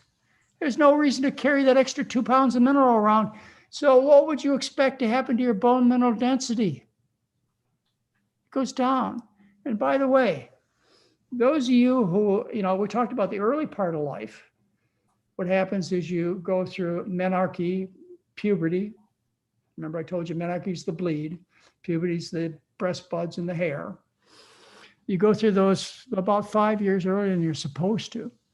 Well, so on the other end of life, you have an exaggerated time. The time you're supposed to stop your period on average, and I say this on average in healthy populations, is age 48. The average age for American women is 52. We know that more years of menstruation on either end are associated with more cancer, more heart disease, earlier death. Why? Because you got in both situations by eating the same denominator. It's the same food that makes you sick throughout life and causes you to have extra estrogens, which causes you to bleed longer. And the diseases related to estrogens and causes your children to mature early, or your grandchildren. This is not rocket science, ladies and gentlemen. This is so simple. You ought to be sitting here saying to yourself, why doesn't everybody understand this? Well, it's because it's not profitable. That's why. Wow. Well, we're going to get the link for people. People are asking about progesterone cream. Yeah, a guy named Lee. Lee used to be a friend of mine, and he was in Sebastopol. He lived in Sebastopol. I'm trying to think of his first name right now, but it doesn't matter. Lee, you remember him? Yeah, we went to his house. Yeah, okay. He wrote a book about progesterone being the only important hormone. And actually, he used to substitute on my radio show when I had to go out of town. But he was a strong believer in progesterone. He thought it would stop bone loss. It's well known that progesterone reverses some of the estrogen effects that are negative. So, for example, if you decide to take postmenopausal hormone therapy, which we're going to talk about, it's going to be one of our lectures coming up on McDougalls Mondays. If you decide to take that, you have a great increase of having uterine cancer. But doctors prescribe progesterone along with the estrogen to reduce the risk of uterine cancer, but it doesn't eliminate it completely. If I remember correctly, it reduces it from a 16-fold increased risk by taking estrogen alone to about a 2-fold risk. So it does that. Progesterone is the pregnancy hormone, so it increases your appetite, and therefore it's believed that it makes you have more trouble with weight loss. Maybe. I'm not convinced that progesterone alone keeps the bone strong. I have no doubt that taking estrogens builds bone. I give estrogen as skin creams, and we're going to talk about that some other Monday.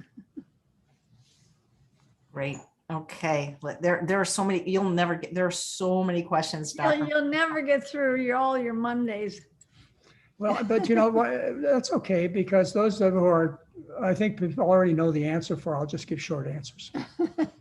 Nice. Oh my God. I mean, because so many people, one of the problems is they give like very specific medical information. It's almost like they need a medical consult. You know what I mean? Or AJ, what I would suggest they do is they sign up for the 12-day internet program, which, by the way, is sold out for November. So the next program's in January. Is sign up, and then the whole staff spends the whole 12 days with you. Mary and I are there available all day long. We spend every morning with you. We have a fireside chat every morning for 12 days where we just sit there and we goof around like we do now. I get a chance to give lectures. Mary and I are there for consults. The rest of our staff is there to help you. And they get to ask all kinds of questions. You don't leave there with any. What they always ask is what you had for dinner the night before. Oh yeah, that's how we start. Yeah. So if you want to have that personal care, which you get free by coming to AJ's show, if you want to have that personal care in a very intense way with a well-trained medical doctor, Dr. Anthony Lim, who will treat you with McDougall's medicine, I want to tell you that when you read that book, McDougall's Medicine, A Challenging Second Opinion, you go, my goodness, I wish my doctor could care of me that way. Well, I know one place you're going to get a doctor to take care of you that way. That's at our 12-day program. I guarantee you'll get McDougall's medicine. And I guarantee it'll be a challenging second opinion. And I guarantee you we'll get you off all unnecessary drugs. That's what they're there for is sick people take drugs, healthy people don't. We're going to get you healthy. And our success rate is huge. It's even better in the internet program. I know that really shocks people. They think about, I could come to Santa Rosa, California, have a vacation, sneak out at night, go to the bar and drink with my friends. I used to do that, I'm sure they did. You can't, you They have can to, do that at you have to home. stay at home, Well, yes, the 12-day program is fantastic. I get to do cooking demos. Diane Rowland, who's been on with you before, says it's fantastic. But look at Darrell. He didn't even do your program. I mean, he did your diet. He didn't even take your program, and look at his results. It's been this way for 46 years. I've had a certain number of people come to see me in my office at my live-in programs at St. Helena Hospital and in Santa Rosa. But most people, not most, but yeah, a lot of people, I mean, it's free. Everything's free. It's all on the website. But it's free to learn how to do my taxes. I just have to go to the library and get a book on it. If I really want to be good at taxes, I'd hire a consultant to help me, or at least take a class on how to do taxes. If it's not working for you, it's not your fault. You need to have a better education, a more intense education. You need to have whatever those hurdles are that are standing in your way, you need to have them knocked down. And we'll do that. We're professionals. We've been doing this for a long time. Mary and I have been doing this for 46 years. I know. And you guys don't seem to get tired of it. Well, because first of all, we're in pretty darn good health in our mid-70s. And second of all, we love what we do. But what greater job could there be than what we do, AJ? You have a glimpse of it being a hostess on a international broadcast of helping people. Doesn't it feel good to bring I love when I get emails saying, I saw your show with such and such. It's so cool. Yeah, absolutely. You know what I think I'll do, Dr. McDougalls? Instead of asking me the very intimate, personal medical ones, I'll answer like general ones. Like, for example, this one, does Mary have a cookbook with photos of all her recipes? The only cookbook that has photos of some of the recipes is The Healthiest Diet on the Planet. It is so expensive to do photos. I'm doing a cookbook now with that. It Oh is. my God. That's why I chose to focus on the more recipes I could get in, the better. And I had a limited amount of money that I could use to write the book. And I chose to put in, 350 recipes instead of 100 recipes and 100 pictures. Yeah. Yep. That's how I've rolled so far, but people really want photos, but they're so expensive to not only take, but to put. Thank you. So here's a good general question. And Dr. McDougall, I've had 3 doctors on the show so far with 3 different opinions. So we'll see what you guys think. This is from Irene. I want to know what the McDougalls know about nutritional yeast. Okay. Well, nutritional yeast used to have B12 in it. And it's not because yeast make B12. It's because they grow the nutritional yeast on a B12 enriched medium. Okay, so that used to be the main pitch for taking nutritional yeast, was it provided B12, which is an issue that we talk about sometimes. But I don't know of any other particular advantage to it. I don't know if they do that anymore. No. Well, maybe not. Now nutritional yeast is just used to give things a cheesy flavor. And so, I mean, No- that's what I use it for. In other words, it's spoiled food, right? It's not spoiled food. It tastes like cheese.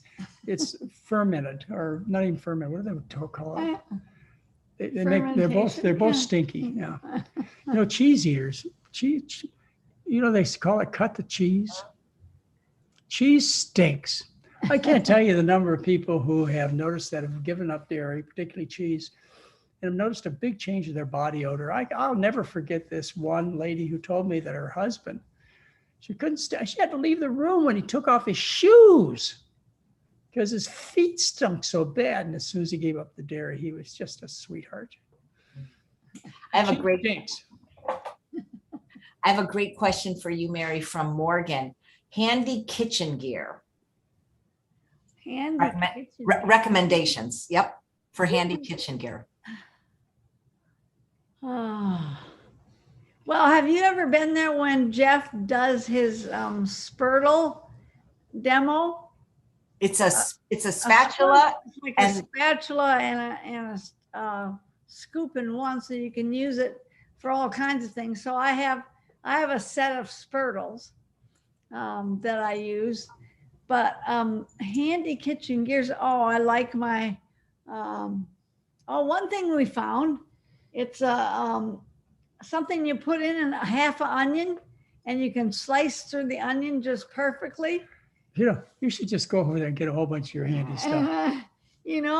Handy kitchen. Well, I'm just thinking of handy kitchen gear. Everything else would be Like knife and pot, right? yeah. That's all you need. That's my handy kitchen gear. It's a knife and a pot and a spoon. A spoon. Let's see. But that was a neat thing. You know, it's worth telling the people about, because I found that extremely helpful. Yeah. To stick those little prongs in the onion and slice the onion that way. Yeah. That was cool. That was So that's handy kitchen gear. You couldn't beat that A one. lemon squeezer, one of those things to squeeze lemons and limes. That's a handy kitchen gear. Even though you can squeeze the lemon by hand or the lime by hand, but How about a garlic press? garlic press would be a handy. Pretty but- common, isn't it? Yeah, that's pretty common. I'm not being very imaginative. Well, it's not bad though, because otherwise you have to smash it by hand or cut it, mince it by hand. We really use very simple stuff. Mary has a steamer, portable steamer, and she cooks Like on the Instant Pot, stove. Yes, oh, Instant Pot, yeah. air fryer, You don't use But- the air fryer though, do you? not often, no. We use simple things because we eat simple food. So I can't think, I'm trying to think of. And besides that, handy kitchen gear. you have a simpleton cooking with you. I have a good chopper here and a Really, good cleaner you upper. can't make it very complicated for me. There's no purpose to that either. So, you know, if you take me into the kitchen, it's got to be really dumbed down. Well, maybe one day you'll take us in your kitchen and give us a tour, because people have been asking you to come on for so long, Mary, doing like a cooking demo or showing the pantry, those kind of things, if you're ever willing. Well, I'll think about it. Okay, well, you let me know. Hey, Dr. McDougall, you know what I wanted to ask you, and this isn't about medicine, but one of the things I've always admired about you is, you know, when you used to have your advanced study weekends, you would have guests of differing opinions on. You Yes. wouldn't just have vegans on. Right. And so I'm vegan for 45 years almost, and most of my guests are vegan because that's what I'm interested in, people that promote that. But I will have people on. That's not a prerequisite, especially if they're not talking about diet. But people get so upset with me, and I'm going to unfollow you. Like I had Dr. Robert Lustig on. Oh, yeah. And we had I thought it was a very good interview and a very nice conversation. We talked about what we agreed on, not what we disagreed on. But Yep. people get so angry, and there's only 3% of the population that's vegan. And I guess I could make it a rule that only vegans come on my show. But did you ever get criticism for interviewing people that were not of like mine, and how did you handle it? I guess I just don't care. You know, I have a pretty solid shield up around me, and it's kind of necessary. It goes along with the job. I think you got criticism. Maybe, but From- I would but announce that people. criticism came from people that were really strict vegans. Well, animal rights people too. We got a lot Yeah. from the animal, and I understand why they were But concerned. the people that didn't criticize him were people that were really interested in health and wanted to know what this other person had to say about health. Well, and plus I would start out every weekend by explaining to people during the advanced study weekend, this is a weekend where I have a chance to bring to you people who disagree with me. Not violently, but enough so that you will learn something from the disagreement. You know, just like when our show that we did last week with Michael Greger, you know, I even though Michael Greger has done many presentations for us, you know, I've wanted him to discuss publicly the things that we disagree about, which we would do in a very friendly manner, or at least I would, so that you'd learn. And so I'd invite all kinds of people like Richard, I'm sorry, the Catching Fire, Richard. Richard Wrangham, he's going to Yeah. be. Yeah. Okay, But he's not a vegetarian. I heard he was vegan. That's what I heard. Not when he came to our weekend. Maybe we had an influence on him. Or Lustig. I tried to get Lustig to come on my show many times to attend a weekend, because Lustig would have been an ideal person for you to learn from when he would get up there and give his ideas. And I always had the last word. So at the end of the line, every time there was a line with questions and answers, you always found me at the end. And you often that conversation with the last question would go on for a long time. But I think people waited for that. You need to see what's going on so that you can make a choice. Who's telling you the most relevant truth? Not that there isn't a little bit of truth in everything, there is, but what is most relevant to you? What will give you what you want in terms of your health and personal appearance? You know, My feeling is, though, if I'm wanting to introduce people to the way I eat and why, I would want to have a conversation with them, you know, and not exclude them. well, you know, the problem we run into, just like my discussion about me having turkey for Thanksgiving, which I never know is true, is that I never tell. it's a religion. This is science, ladies and gentlemen. This is about your care. It's not about my beliefs or prejudices. This is not a religion. You need to know what the truth. There are truths out there. There really are. I know in this day and age, you wonder whether anybody's telling the truth. I don't wonder, but you may wonder. Yeah. Well, here's a good question for both of you, because Mary's mentioned, or at least Mary's minion, and so we get this question a lot in general about low iron, and it's from Vivian, who says, what do we do if a blood test shows low iron? My doctor says eat meat. That's what the answer always is, isn't it? I added grape nuts to my breakfast. I added the occasional Flintstone with iron vitamin. I cringe now when people are doing the Mary Mini diet because I think they won't get their iron and calcium. So, well, iron is part of the chlorophyll molecule. So plants have to have it to exist. So they have to get it from the ground. So it has to be in the plants. There's loads of iron in the plants.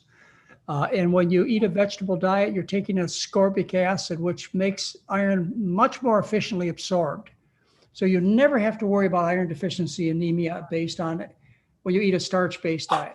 Why would you be iron deficient? Well, most commonly is bleeding. You want to make sure that you're not bleeding, and that would be from the uterus or the vaginal area. The uterus and vaginal area and the bowel. So, you know, you want to rule out any source of bleeding. Now, once you've done that, what you're left with is the second most common, which could be the first most common, the second most common cause of iron deficiency anemia, and that is consuming calcium supplements or dairy products. Consuming dairy products creates an anemia in children called Heiner's syndrome, described in the 1920s. And they could not correct, this was a life-threatening anemia in little kids. They couldn't correct this by giving the kids blood transfusions, iron supplements. They finally figured out they had to take the kids off the milk. The dairy protein was causing bleeding in the bowel, and the milk was providing calcium and phosphorus, which complexed the iron in the bowel and made it not absorbable. So say you ate iron from beef or green beans. If you took a glass of milk along with it, or a couple of Tums, the calcium and phosphorus grabs a hold of all the iron or a good share of the iron in the other food and makes it non-absorbable. So get off the dairy. Stop taking the calcium supplements. Look for a source of bleeding too. Great. Thank you. You know, I know you touched on this briefly when we talked about Darrell earlier, but people keep writing about their blood sugar, Do I need to get thin before I can eat all the carbs without raising my blood sugar? Absolutely not. You know, I would like you to go back and look at the lecture we did last month. The one I did with Michael Greger, look under Defense of the Potato or McDougall and Greger and Potato on YouTube and look at that lecture. I went through a whole section about how sugar makes insulin work better. I showed you all the basic research. There is none other. Okay. I talked to you about Shirley Sweeney's work. In 1927, he took his medical students who were willing to go on very stringent diets, and he fed them a high sugar diet. It was licorice and candy bars and table sugar and honey, a high sugar diet. And then he did a glucose tolerance test on them. In other words, he checked the sugar hours after they ate. None of them were diabetic. Took the same students and fed them a diet high in fat, olive oil, lard, butter, very high fat diet. And every single one of his students, healthy 22-year-old students, on average, became diabetic. In 1920. His professor, the head of this whole thing, the head of diabetes, is a guy named Percival Hemsworth. He published in the 20s, 30s, and 40s. His publication in the British Medical Journal should have stopped the argument. It's published in 1940 in the British Medical Journal, where he showed that in patients, when you fed them a high-fat diet, they developed very high blood sugars. A high-sugar diet, normal or low. Should have had it not since 1940. No one should be discussing this. James Anderson, the head of endocrinology at University of Kentucky in the 1970s, he published diets where they used a high complex carbohydrate diet, showed that 90% of people who followed a high sugar diet got off their pills, and at least 70% got off their insulin, those that were type 2 diabetic. Dr. Brunzell at the University of Washington in 1978 published an article in the New England Journal of Medicine, which he took type 2 diabetics and he fed them a synthetic diet of sugar, dextrans and multidextrans, simple sugars. 45% of the calories in the baseline group were sugar. And then he doubled the sugar and made it 85% sugar. Every aspect of their diabetes got better. Fasting blood sugar, 24-hour sugar, insulin levels. This was all published in 1978. One of Dr. Greger's mentors, as well as mine, is a guy named Walter Kempner, Duke University, the rice diet. His diet was 93% sugar. It was made of white rice, fruit juice, and table sugar. And he was curing type 2 diabetes at the same rate that I do, 100%.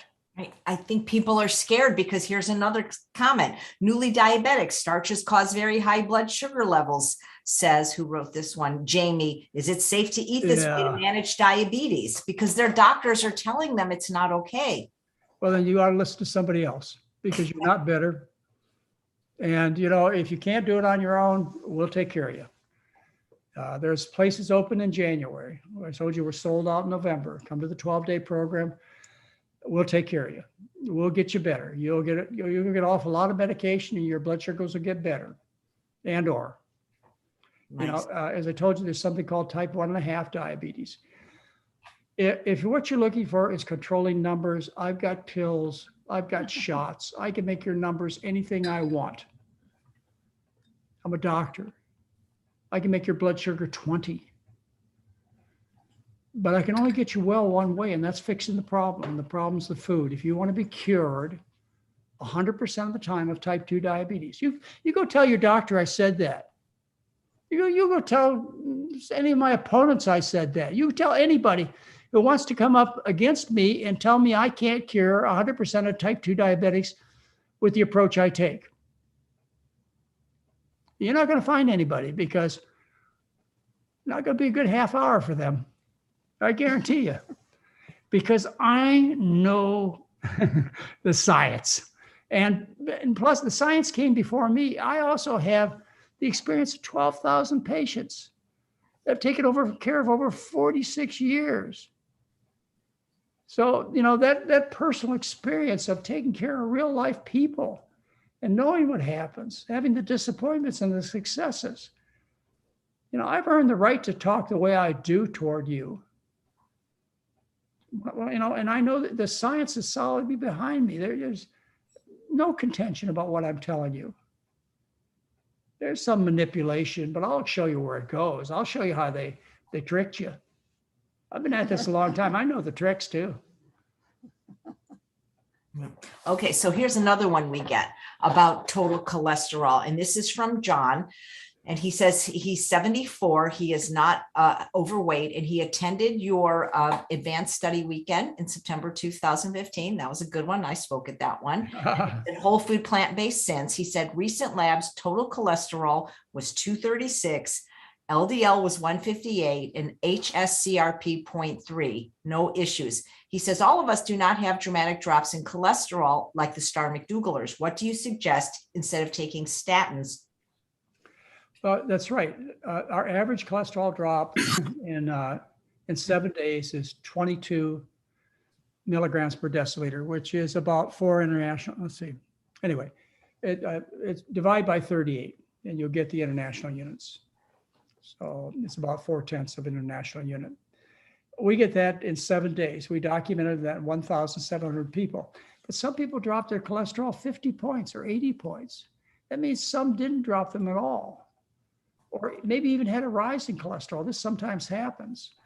There are people based upon genetics or maybe damage to their system that it did prior to changing their diet who can't get their cholesterol down to an ideal level. Now, I know this doesn't happen in many people, like, for example, in Japan in post-World War II. Essentially everybody had a cholesterol of 150, plus their age. 150 plus their age, that's what they found. So, there are populations of millions of people where everybody runs a low cholesterol. But there are some people, I don't know, like I mentioned, genetic reasons, bad luck, previous damage, that can't get their cholesterol down. You can talk about me. You could talk about you. I'll talk about me. I can't get my cholesterol down below 150. And I couldn't eat any more perfect. Yeah, but the other thing I ought to mention is that she and I both had heart scans about 35 years ago. That's where they took an x-ray and they peer into your heart arteries. I remember the lady brought us into the room, the technician, and she goes, well, I think we'd better start with you first, John. She says, you're in big trouble. My calcium score is over 300. I said, yeah, but I had a stroke when I was 18. It should be at least that considering the way I used to eat. I have a family history of heart disease. And then she looked at Mary and she says, yours is perfectly clean. So, the blood cholesterol level, it's the same thing. I take care of many patients, and I've had a few patients that have had cholesterols, women in particular, cholesterols in the 350 range. And we've studied them. We've done heart scans on them, which is as good as an autopsy, but a lot more desirable. We found their arteries are baby clean. So it doesn't surprise me that your cholesterol wouldn't come down. That's the average. If you want your numbers to come down, I can make them as low as you want. I'm a doctor. You want your cholesterol 40? I got statins. I can make it 40. You want to prevent heart disease? This is the problem with statin drugs, is the studies show that they have an extremely tiny reduction in risk of dying of heart disease. Like in the matter of hours you save by taking these drugs. And here they get these tremendous drops in the blood cholesterol, but when they don't see it in terms of mortality, which is what you really care about, or when they do angiograms on people. This is very disturbing for the statin industry. When they started doing angiograms and checking for reversal of artery disease when they treated people with statins, they saw no reversal. And they started with the excuse that, okay, it doesn't reverse the plaques. It just makes them more stable, which you couldn't prove or disprove based upon the evidence out there. So the statin industry knows that the arteries don't get healthier. They know that the reduction in death from heart disease is almost none. You want to find out what the actual death rate is, read my May 2003 newsletter called Who Should Take Statins? John Aberson, who's a friend of mine, who's the doctor who's hired all over the world when a lawsuit is involved with statin drugs. He's the expert. You'll meet John Aberson on this particular newsletter and in a video I did of him, May 2003. May 2013.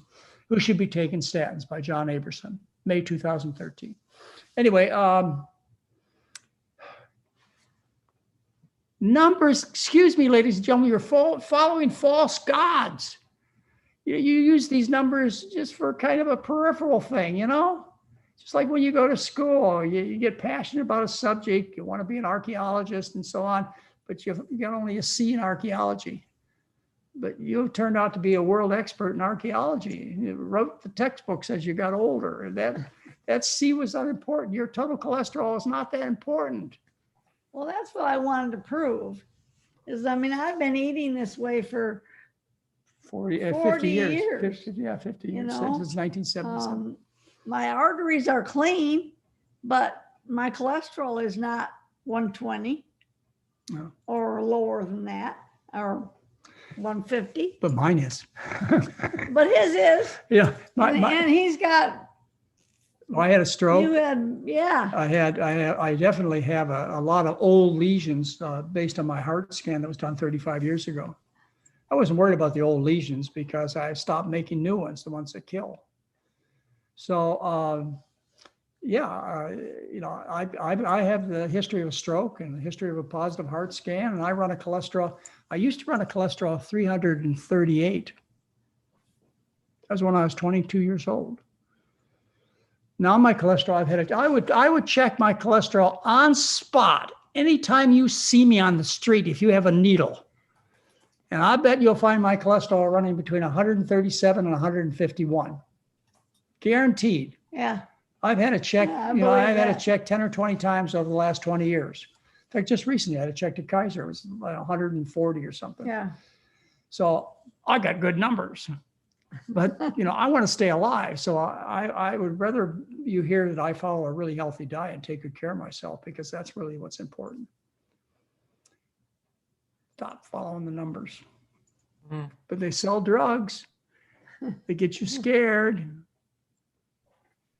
That's why cholesterol is so important. It's not that anybody dies of high cholesterol. No one dies of high cholesterol. No one dies of high blood sugar. No one dies of high blood pressure. They don't die of these signs of disease. They die of the underlying disease, which is rotten arteries. If you go in and knock down the signs rather than correcting the problem, guess what? You just die with good-looking signs. It's like when you drive down the road, okay, and you see this sign that says bridge out.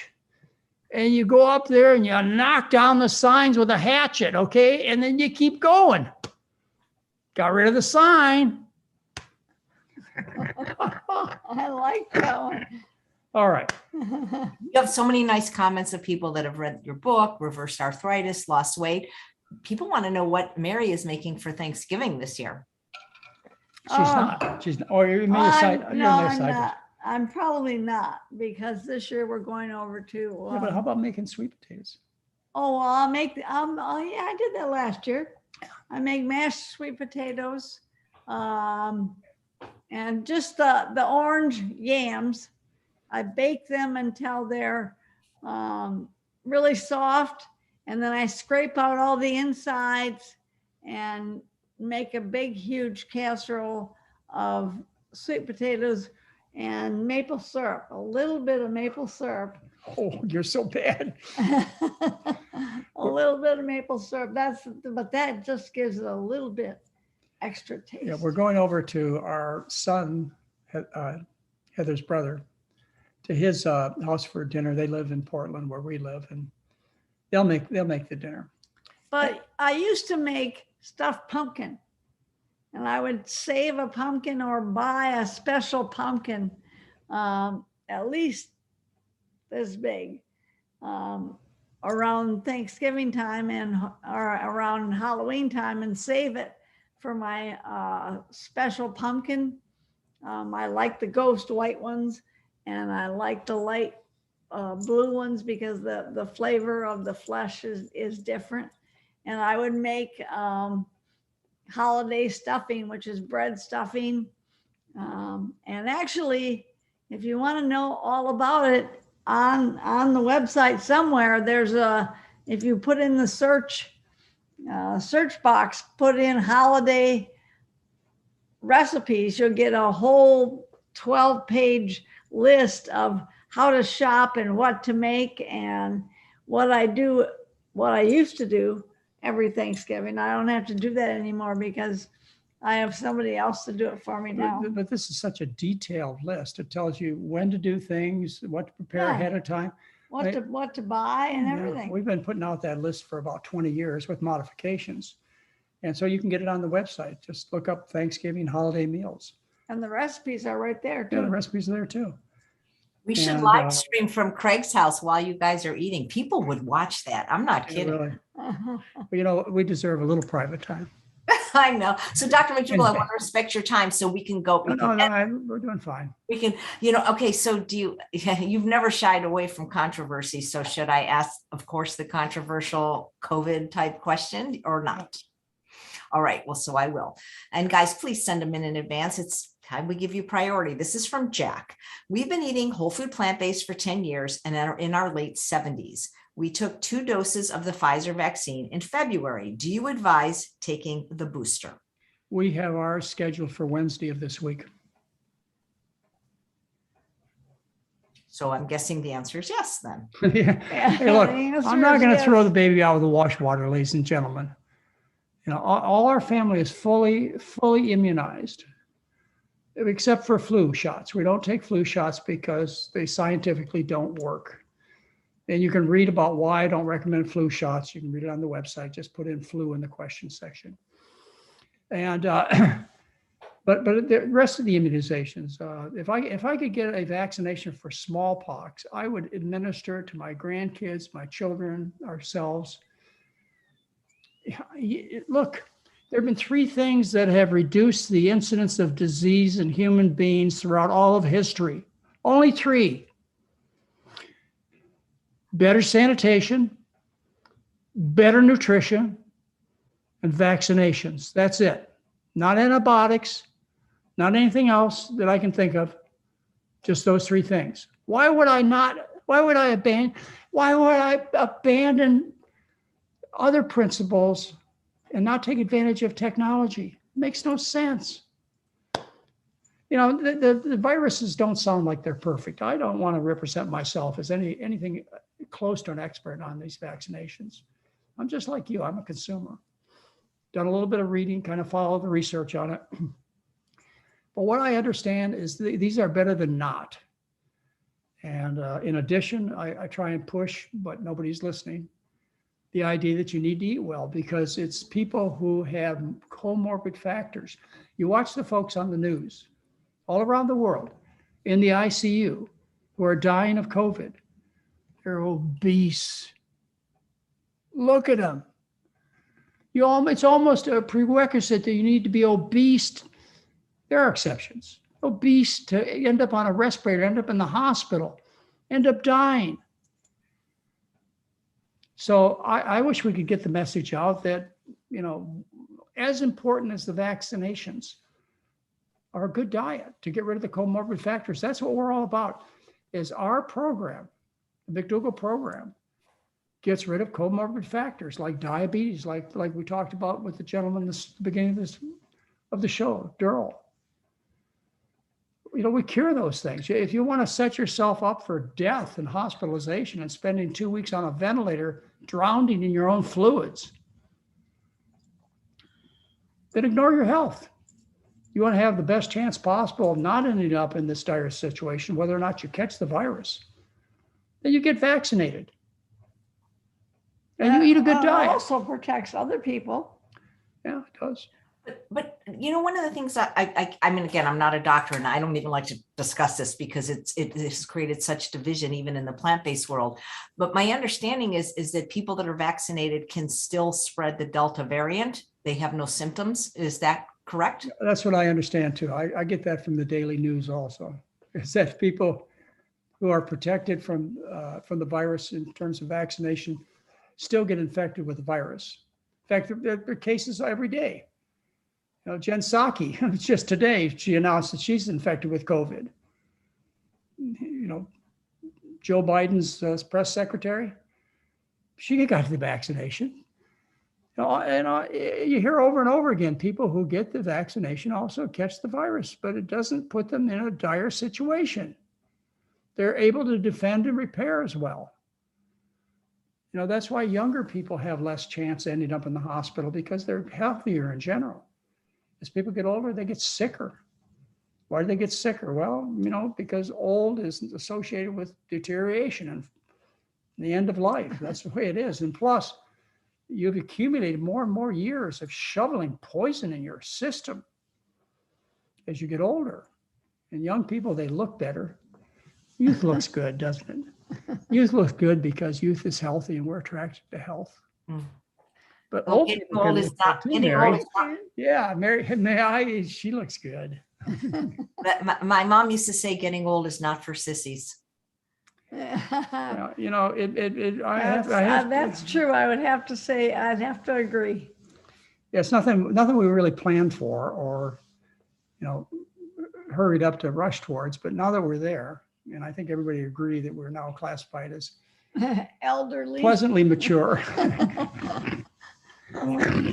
All right. Well, here's a question about my favorite topic, weight loss. Someone named Fluffy. Is there any way to lose weight if you have high prolactin? I have a large pituitary tumor and am on a dopamine agonist. I have hypoglycemia and high insulin now and can't eat carbs because they make me crash. You need to get another teacher because with what you believe now, you will not solve your problem. I've taken care of people with hyperprolactinemias, in other words, tumors of the pituitary gland, several over the years, and they never had any trouble losing weight. I can't see any reason that I can't see any reason that the diet of a human being would have changed just because of the development of this pituitary tumor, which, by the way, was likely due to the high-fat diet you consumed over the years. There's some evidence to that effect. It all got burned up in my basement. The wildfire, but I had some research papers showing that, and you might be able to find it, that pituitary adenomas, look up pituitary adenomas in high-fat diets. I think you'll at least find some animal experiments supporting this. But anyway, it doesn't make any sense that you would all of a sudden stop eating the diet for human beings because you broke your leg, or you have a pituitary tumor, or you got in a car accident, or you got hepatitis. It makes no difference at all. It's like you take a horse and a horse breaks its leg on the track. Do you put it on cat food? You need to rethink what's going on. And any of you out there who are not getting better, it's because you're listening to the wrong messenger. As Dr. Anthony Lim, our medical director, says, he was taught to manage disease. I don't do that anymore. If you're tired of being managed, you ought to take the cure. I mean, if we haven't made a case here for you in the few times that you've listened to Mary and I and the excellent education you've gotten with AJ over her daily instruction, if we haven't made an impression on you, I know we have because you still attend. You go listen to somebody else. There are a whole bunch of people out there that teach things that I don't believe are true, not just in medicine, but also on politics. But I'm not going to go there. Okay, good. Dr. McDougall, do you have an eidetic memory? Because when people ask you a question, you'll immediately say it's in my May 2008 newsletter. I mean, how can you remember? The reason I love, first of all, you remember the things you love. And I really love what I do. And for me, entertainment is like getting ready for this talk for you today, looking up the various studies on the effect of various components of food on estrogen. And by the way, I found out that acute ingestion raises estrogen levels, but chronic use of alcohol, it's quite controversial as to whether that makes a difference in estrogen levels. And there's some evidence that says that alcohol consumption will reduce your risk of getting fractures, and others that say it'll increase the risk. So anyway, I know you were sitting there waiting. He's going to talk about my wine, but I really enjoy. For me, it's fun, and it took me at least, just for this little bit of 20 slides I showed you today, that took me 3 days. For the preparation I did with Michael Greger, I spent at least a week on that. For a typical newsletter, I would spend every month, a week to 2 weeks, working 8, 10, 16 hours a day to make sure I had it right. And that's why when I go back and read a book like McDougall's Medicine of Challenging Second Opinion that I wrote 37 years ago, 1985, that came out, I don't have to make any corrections because I did it right the first time. The truth is the truth. The truth don't change. If you find the truth, if that's your goal, is to find the truth, and you put it down on paper, you don't have to go back and correct yourself or apologize years later. And I know that's one of the criticisms I get is, why are you teaching the same old stuff? Well, because it's true. You want me to teach you the earth is flat? But you do have a special memory. Yeah, but only for things that are No. I really like. He sure remembered the one time I insulted him, and I haven't heard the end of it in the last 7 years. You did insult, but you taught me a new word too, and now I know what a misogynist is. Oh my God! I didn't know I was one. I think it was. Oh my God! I'm never going to hear the end of that. I'm serious. I had never heard that word before. Wow, it's Or I'd forgotten it or something. It was. And I'm trying to remember. I was upset. It was the You could have called me a Halloween monster. I don't know. No, I think it was at one of the advanced study weekends. Yeah, Not 2000. I was sitting in the crowd and you were up on stage. It was 2011, and I was offended because it wasn't when I spoke because you didn't come to my presentation. Oh, well, I had patience I had to see. I know, but it hurt my feelings. I'm sorry. Well, again, that's one of the mistakes I think I made, was that I should have not seen patients when I was, and I would also do interviews of the guests. And so I kept myself too busy. I should have attended everybody's program. You're right. I deserve it. Yeah. Well, I'm sorry about that. If you could just forgive me, I would have. You taught me a new word. Oh my God, you're hilarious. I always thought that I always thought that I liked girls. Oh my God, this is so funny. All right, so I didn't know that I hated them or whatever that word means. He still doesn't know exactly what the word means. I'll look it up when we get off the. Oh my God, this is too fun. All right. So again, another person, they're so worried about the numbers. And like you said, nobody dies from the numbers, but Catherine says, how long does it take for blood sugars to come down after beginning this diet? Are there people that will still need to go on medication, even eating this way? Yes, absolutely. I told you about them. They have type 1.5 diabetes. Those are people who have partial pancreatic insufficiency. They need to be treated with medication. I use long-acting insulin because the pancreas is partially inefficient. It's partially destroyed. Not enough so that you end up in the hospital with diabetic ketoacidosis and you die, but bad enough so the sugars don't come down perfect. If the sugars worry you, again, I'm a doctor. I can make your sugar anything you want. And I kind of half jokingly say to you that I will prescribe for you long-acting insulin if your mother-in-law or your doctor worries about, or you worry about your numbers. I treat psychological, emotional, psychiatric type problems, and that's worrying about your numbers. I'm a full-fledged, well-rounded doctor. Anyway, I can't say it enough. Yes, you're absolutely right. Sometimes but who cares? What you want to do is live well and live long. And you got to, you know how the saying goes, you correct the things you can correct and you try and put aside the things you can't. You know, when you spend 30, 40, 50 years abusing yourself with your fork and spoon, don't you expect that there's going to be some problems left over? Anyway, what you want to accomplish, just say your blood sugar didn't get normal. Then you die with high blood sugar at 90 years old, with your eyes working and your kidneys working. How would that be? I hope you, do you think she should say that I have a warped sense of humor? You got a name for that, called warped sense of humor? I don't think they understand that, your humor. Probably not. I can't control myself. I'm too old to change. That's okay. We love you the way you are. And for those that don't, you don't care, because you've always said, I'd rather be hated than ignored. And I would actually rather be ignored, but but you can see the value to that. I mean, and that's the way I've been dealt with most of my career, is I've been ignored. And that's been more painful than being hated. Yeah. And that's unfortunate, because it's, you get to get on the stage with your contestants, either in writing or in a Zoom talk like we're having today. You know, it's a great thing, I think, to contest with people, as long as you do it in a professional way. You contest with them and you show the facts, and this is the way it is, and the listener can decide who they believe. Or better yet, do a test. Because there are all kinds of things that are going to be coming your way as far as supplements and magic pills and magic diets and so on. And you don't know how to sort them out. So do the following things. First of all, when you're subjected to a new miracle treatment, say to yourself, will this hurt me? I mean, if it's going to hurt me, I'm not going to do it. So would it be safe to do a test?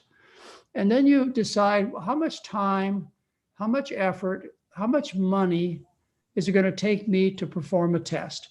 And if it comes up positive, in other words, it's time efficient, effort efficient, and cost efficient, give it a try. But only give it a try for a period of time. I mean, if things work, they work right away. I showed you our results in 7 days. We get nearly 90% of people to reduce or stop their diabetic and blood pressure medications in 7 days. And as I often say, if you have a problem and it's not resolved by 4 months, it's not going to get better, except for weight loss. You may have a year and a half's worth of fat to lose. But almost always, if somebody has inflammatory arthritis or inflammatory bowel disease, or coronary artery disease, or even type 2 diabetes, except they have to continue to lose the weight to get full benefits, they'll see the benefits within 4 months. And I ask you to think about this as a realistic time based upon the healing time that occurred in your life from other injuries. How about when you broke your arm? How long did it take for it to heal? Come on now. Or your kid broke his arm. How long did it take to, they were thinking about taking the cast off in 3 weeks. In 3 months, you were out playing baseball. If you can't get better in 4 months, you're not going to get better. The body's ability to heal is phenomenal. You just to survive, you can't afford the time of being relegated to incapacity. Somebody will kill you, or at least steal your business, or your wife. You got to be tough. You got to be strong. You can't lay around in a hospital bed. 4 months, you'll get better. If you're not better in 4 months, go on to another guru. Well, I think the reason some people ignore you, Dr. McDougall, is because you threaten their financial interest and you threaten the status quo, because the people that matter, that's what I loved about your birthday tribute. Look at all the people that don't ignore you, that spoke about you. Well, those pioneers out there are up for the fight too.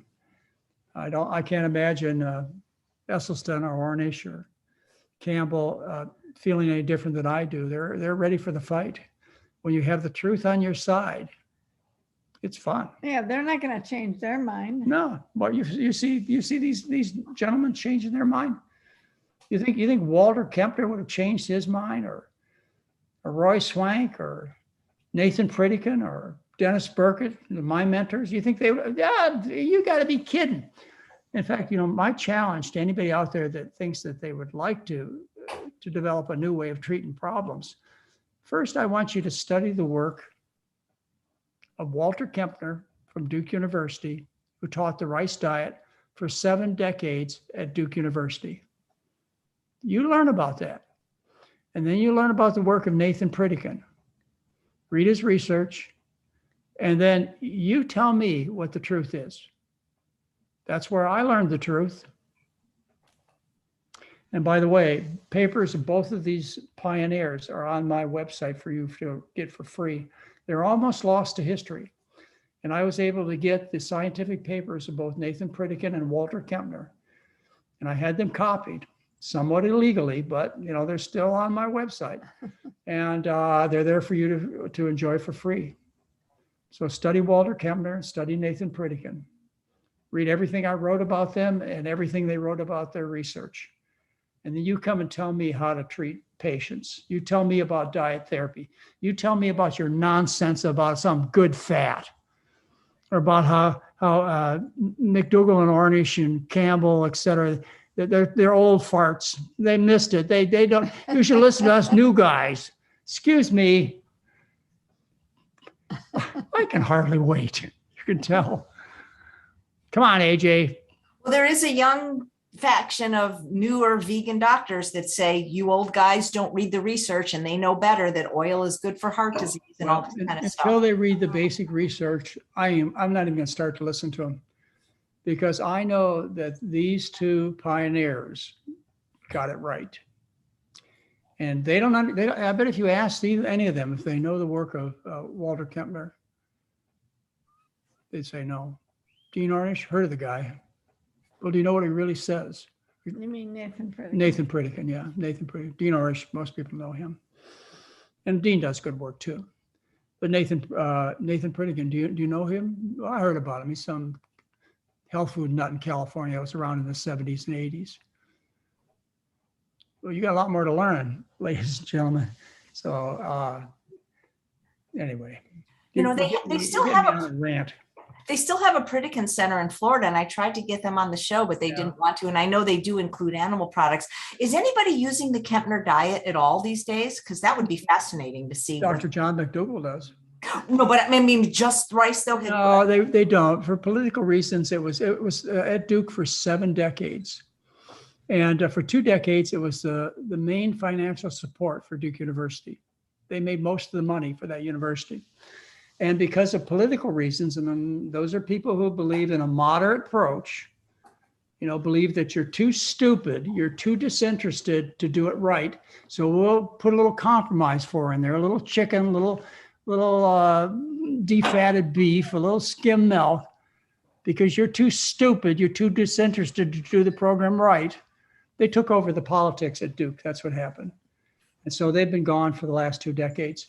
If you want to meet the last 2 people who supported the Kempner diet after Walter Kempner retired, they're Robert Rosati and Frank Nealon.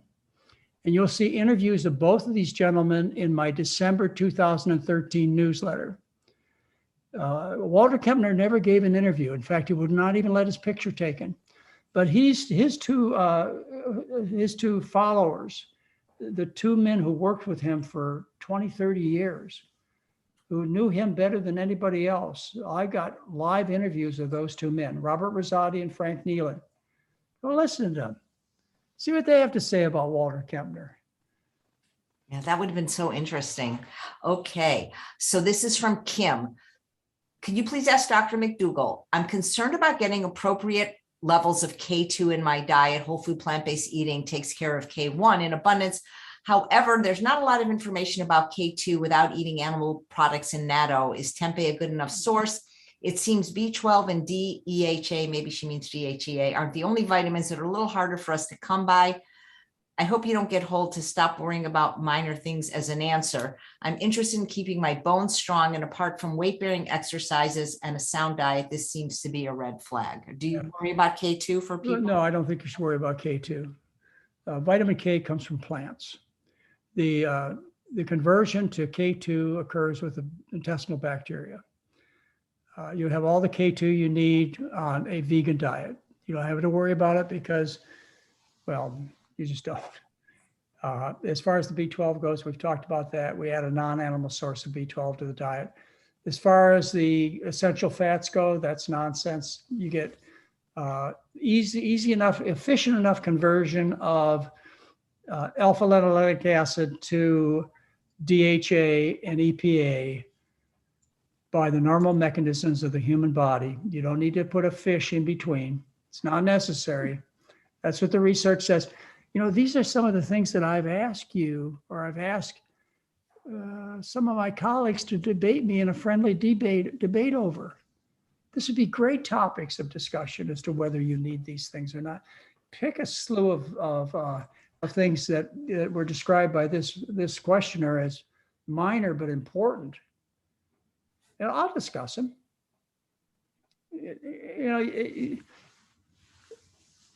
The human being is a starchivore. And that's what we do best on. Adding animal foods, be they secretions of animals, i.e. milk, or their parts, i.e. meat and organs, does not make the situation any better, does not improve on human nutrition. No matter how much money was involved to convince you that it's necessary to eat meat to get protein and milk to get calcium. Everybody knows that. They still know that. My mother knew that. That's why she raised me on meat and dairy. That's why I had a stroke. That's why I used to be 100 pounds heavier than I am now. That's why I used to have a cholesterol 338. That's why I had terrible stomach pains and horrible constipation during most of my adult childhood life. Because my mother believed that she needed to feed, of utmost importance, foods with calcium and protein, i.e. dairy and meat.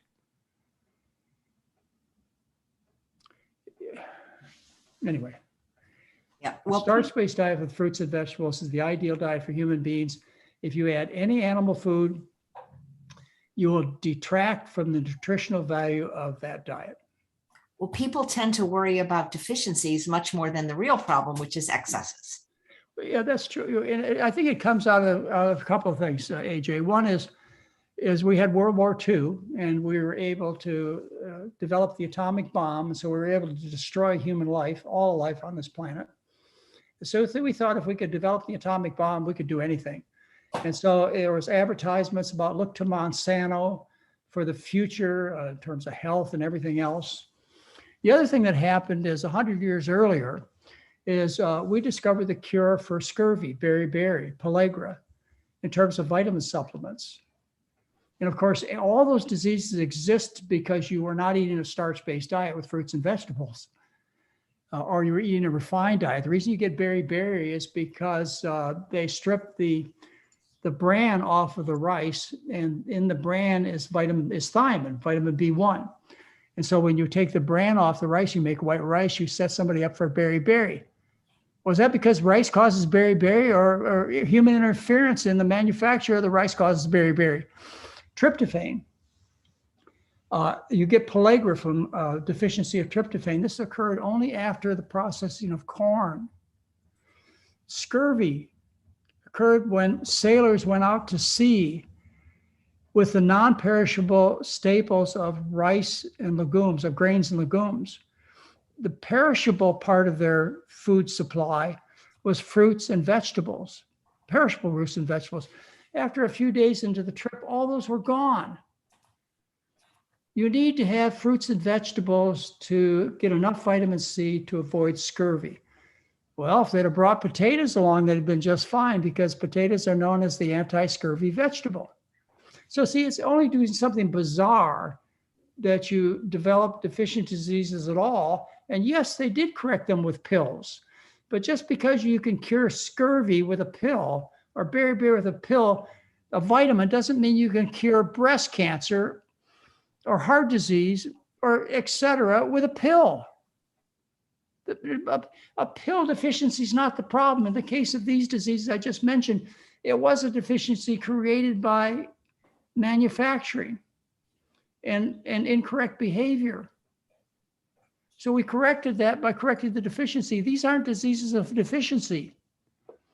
they're diseases of food poisoning, which I used to call diseases of excess, but I think diseases of food poisoning is more appropriate and also a more actionable thought. Because you know what you do with poisons, right? You don't take them. Animal foods and oils are poisons.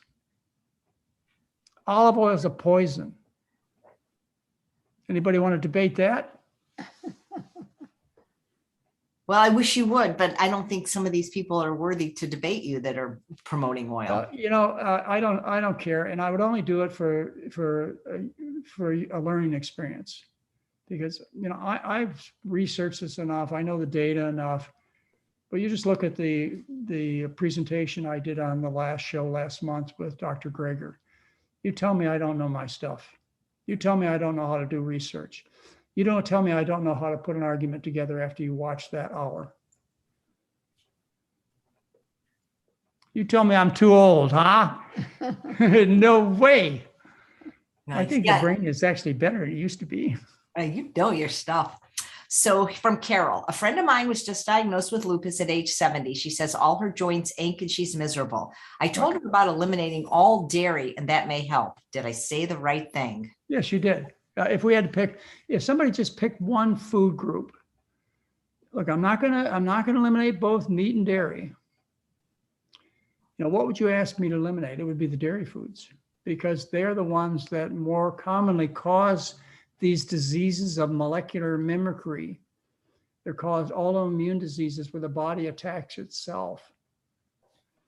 They're the ones that confuse the immune system, so that the immune system attacks the dairy protein, but also attacks your pancreas. It's all worked out. The 17 amino acids that cross-react between the insulin-producing cells of the pancreas and the beta-carotene segment on the milk protein have been identified. We know what they are. In 1992. Forgotten because guess what? Why would we bring it to anybody's attention? Why would we spend hundreds of thousands of dollars on advertising to let you know about it? Oh, let's teach you about GERD. Or let's teach you about bone mineral density. Or let's teach you about blood pressure. Or let's teach you about cholesterol. Why do you think these campaigns exist? You think that the drug companies are out there trying to do this for your good? They're businesses, ladies and gentlemen. Grow up. These campaigns, these educational campaigns, teaching you about GERD and blood pressure and cholesterol and good grief, now they have irritable bowel syndrome. Well, that's some of that nonsense. I'm learning about things that were only rare discussions in medical school. I'm learning about drugs. They sell drugs on TV that counteract the side effects of other drugs. Yeah.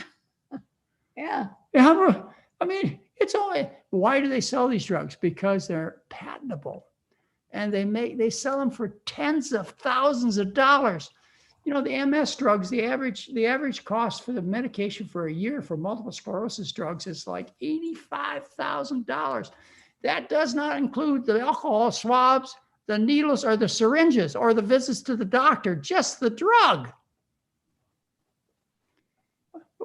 Why are they advertising these things on TV now, these orphan drugs, these drugs for these very rare, you didn't even hear about ulcerative colitis or Crohn's disease up until recently. Why are they doing that? It's because they can sell the drugs to the patients for $30,000, $40,000, $50,000, $60,000. That's why. You think otherwise? Well, grow up. Look at Botox. For years, Botox was, the only reason I ever thought of Botox was if you wanted to inject something and get rid of your wrinkles. And now they advertise Botox for migraines. Yeah, and it works too, by the way. I know. It's amazing. That's just business. Again, I'm not trying to belittle you or say anything that you shouldn't realize up front. This is just business. There's no conspiracy. Nobody's out trying to hurt you. They're just interested in power and money. Mostly money. Yep. I think of politics and I think power. Well, I will go all day. We can do a McDougall marathon. So you're going to have to tell me when to stop because the All questions. right, well, you guys can hang up every time you want. I can't tell how many people are on here. Well, let's see. Right now, we've got on YouTube right now at this moment 332 watching, and on Facebook about 63. So we have about 400. The number. You know what? I can never get an audience that big. You've had up to 1,000. I mean, on other ones we do have more people watching on the replay, but and I'm asking them to share the broadcast so that more people will join. But AJ, that presentation we did last month, the one that I asked you. You got a lot of views on your 35,000. 38,000 views, and you got over 12,000. Yeah, that's amazing. It was a very good presentation. If you guys haven't seen it, I'll link below. I would encourage you to watch it. I've gotten no criticism yet from anybody, anywhere, any place, except it's kind of interesting is that the comments that people make. There are a lot of nasty people out there. Oh my gosh, I know. I don't even go through my comments because they're so hurtful. I have somebody else do them because people say mean stuff. I fortunately it doesn't bother me because I know where they come from. I wish I could be like you. Oh well, you have other qualities that make you much more approachable. You see, when you're like me, nobody wants except you. Yeah, Mary, how do you do it? You're like put up with him. Yeah. Well, this is. I'll tell you why. I'm going to give you the secret. Okay, I'm going to give you the secret. As my parents told me when I was growing up in life, I had some phenomenal parents, as you can imagine, and they told me that Johnny, you have to be honest. Every time in life, you must be honest because that'll serve you well. And about that time, I was looking for a mate. Didn't realize it, just my hormones did. And about that time, I was, marriageable. And I met a lot of young women who were very nice people, good to be with and everything. But I never loved them. And I never wanted to be with them the rest of my life. And I knew that deep down inside. No matter how high the passion got, I knew that. But I met Mary, and immediately, she didn't even take off her surgical mask. I just looked at her eyes, just a couple of words, and I fell in love, and I knew it was the right thing.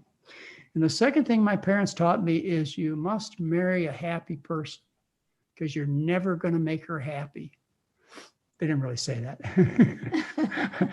I could take it that way, that you're never going to make her happy, put it on me. But what they told me was something that's so true. You can't change people. And so if you're going to start out with an unhappy person, a drug addict, an alcoholic, an abuser or whatever, or a nice person, that's the person you're going to be with the rest of your life. So I got lucky. But I used some judgment there. I found a person who, and that's the secret, is she's put up with me more than anybody I can imagine because of the quality of person she is. She just looks at me and goes, oh, heck, it ain't Bert. I don't know what you say. I just don't know how you put up with some of the nonsense I deal your way. It's going to be 50 years in January, right? That's February, right. January. See, It's January. You didn't even know. That's Mary, did you have other options? Oh, yeah. Yeah. I did. I spent my time looking around, and it took me a while to decide that he was the right one. It took, I think it was years after we got married that she finally decided I was the right one. It wasn't right away. For me, it was love at first sight. For her, it was like, well, okay, I can put up with him for a while. That is hilarious. You guys are something. Oh, we had a lot of fun. We've always had a tremendous amount of fun together. We left Michigan, moved to Hawaii. That was a big deal for a young couple to do. Took a job as a sugar plantation doctor. That was a big deal. Bought a sailboat, sailed the sailboat all around the Hawaiian Islands. That took quite a person. Raised a family. I mean, we were very fortunate to have very positive outlook on life. Flew airplanes, that was an adventure you got me into. We have, and we're still doing a lot of very adventurous things. Every day's fun. Scuba diving, which you got me into. I could never get you windsurfing though. Oh, I got no. you scuba diving all over the world. I tried. I fell too often and I didn't know enough about which way the wind was coming. And I got tired of falling and having to pull the sail up. But you guys never jumped out of a plane, right? We never No. jumped out. I'll tell you what happened is that we did, we were doing an infomercial. Turned out to be within the top 12 infomercials in the country. It was with the same people that did the Juice Man. And that was the #1 infomercial commercial in the country. And we flew home from Seattle, signing the business agreement for us to do this infomercial. And we flew into Santa Rosa Airport, and Mary looked over at the FBO. She says, I think I'm going to learn how to fly an airplane. I said, okay. Then I'm going to. Well, because the trip, the trip to Seattle was so short, and you had to wait in line, and you had to have your luggage, and you had to go through security, and then you had to wait again. And I thought, well, if we had our own airplane, we could just climb in and fly up there, and it'd be no problem at all. It was kind of like you said, drive up there, which I just drive in the sky. That's what I thought it was going to be like, was that you just get in an airplane and drive. Well, what happened was she got involved, and she, as is necessary, she got involved both feet. That's all she could think about was flying, learning about flying, spending time with the instructor and so on. So for 3 weeks, I lost my wife. Now, I was raised in an airplane family. My dad had a V-tailed Beechcraft Bonanza and had a Global Swift. So I spent my childhood in the right-hand seat of an airplane. I never wanted to fly an airplane, ever. I knew how dangerous and expensive they were. Forget it. But after 3 weeks of being essentially divorced from her life, I decided I either better learn how to fly an airplane or I better find a new wife. And flying an airplane seemed easier. Anyway, we got involved. I didn't realize it was going to be so difficult with so much learning. I mean, I used to go to the health club where Jack Dixon, our trainer at the 12-day program. He's still our trainer. He's our personal trainer 50 years ago. He works for us now. I used to sit there and I would go to the treadmill and I would take my airplane manual because there was so much to learn. I mean, there are highways in the sky. I didn't know that. And you can only fly in certain areas, and it was a lot to learn. So anyways, we bought a single engine airplane, a Dakota, and we flew that around for a while. And I thought that would satisfy her, and I didn't want to fly anything more. And then she says, Santa Rosa Airport, it gets kind of cloudy. I want to make sure I can land when the clouds are out there. So we need to become IFR rated pilots. I said, okay, we'll do that training. And then she says, I came home one day and she says, that's so you can fly through the clouds. Yeah, so you can fly through the clouds. You don't need to see the ground. IFR rating. So anyway, I came home one day and Mary says to me, you know what I did today? She says, I flew a twin engine airplane. I said, okay, I'll buy one. So I went out and bought a twin engine airplane, and we flew that for about 5 years. And we flew all over the country. We flew all over the world. We flew down to Mexico, into Canada, all over the country. We were really good pilots. You know why you know that? Because I'm alive. Yeah. The joke goes, you don't mix a baron and a doctor. It's sure death. Anybody who's around airplanes knows that, for a doctor, in other words, somebody who has money but not enough time to really learn how to fly well, what they do is they buy this really hot airplane called a baron. And so, I got stuck with that association, a doctor and a baron's dead meat. And I wasn't going to die. And so, like everything in life, Mary and I took it really, really serious, and we learned how to be excellent pilots. We had, each of us, 1,500 hours of flying time. We had over 500 hours of actual IFR time. We'd fly any place in the country. Didn't matter. Once you got in the system, our food factory used to be at the San Francisco airport. And I'd fly down there at least twice a week to do business at the food factory. That's Dr. McDougalls Right Foods, which is still in existence today. In fact, it's in over 8,000 stores. I'd fly down there, and the tower got to know me so well, and my tail number, that once they found out I was in the pattern, They would maneuver me around a little bit, and then they would say to me, 3695 Lima, I realize you're at the beginning of the runway, but can you land? And at 3,000 feet, I threw out my flaps and my gear, and in between two jumbo jets, I landed that airplane twice a week. That's how good we became. You wonder why I'm good as a doctor? I want to tell you, I'm good at everything I do, including staying alive in an airplane. We sold the airplanes many years ago, and we'll never fly again. Yeah. So, Well, that's very brave. sailboats, airplanes, RVs, Scuba diving. scuba diving. I windsurfed for many years. And so we've done a lot together. We've had a great life together. I just can't imagine anybody being as fortunate as at least I have been. Hopefully you'll say the same thing. I do. I say the same thing. Well, you guys are very adventurous. Well, as you say, you started this whole discussion out with, I'd rather be hated than ignored. Well, I'd rather have an adventure than be bored. Life is an adventure, nothing at all. You've heard that saying. And that's the way we've lived, is right on the edge of disaster and success. Well, you guys have had a wonderful life. Not that you're going anywhere, though. No. No, we are feeling so good and in such good shape now that we were planning on dying at around 85, or at least I was. But we're going to live to be 95 now. Well, why limit it to then? Why not keep going, Dr. Woodruff?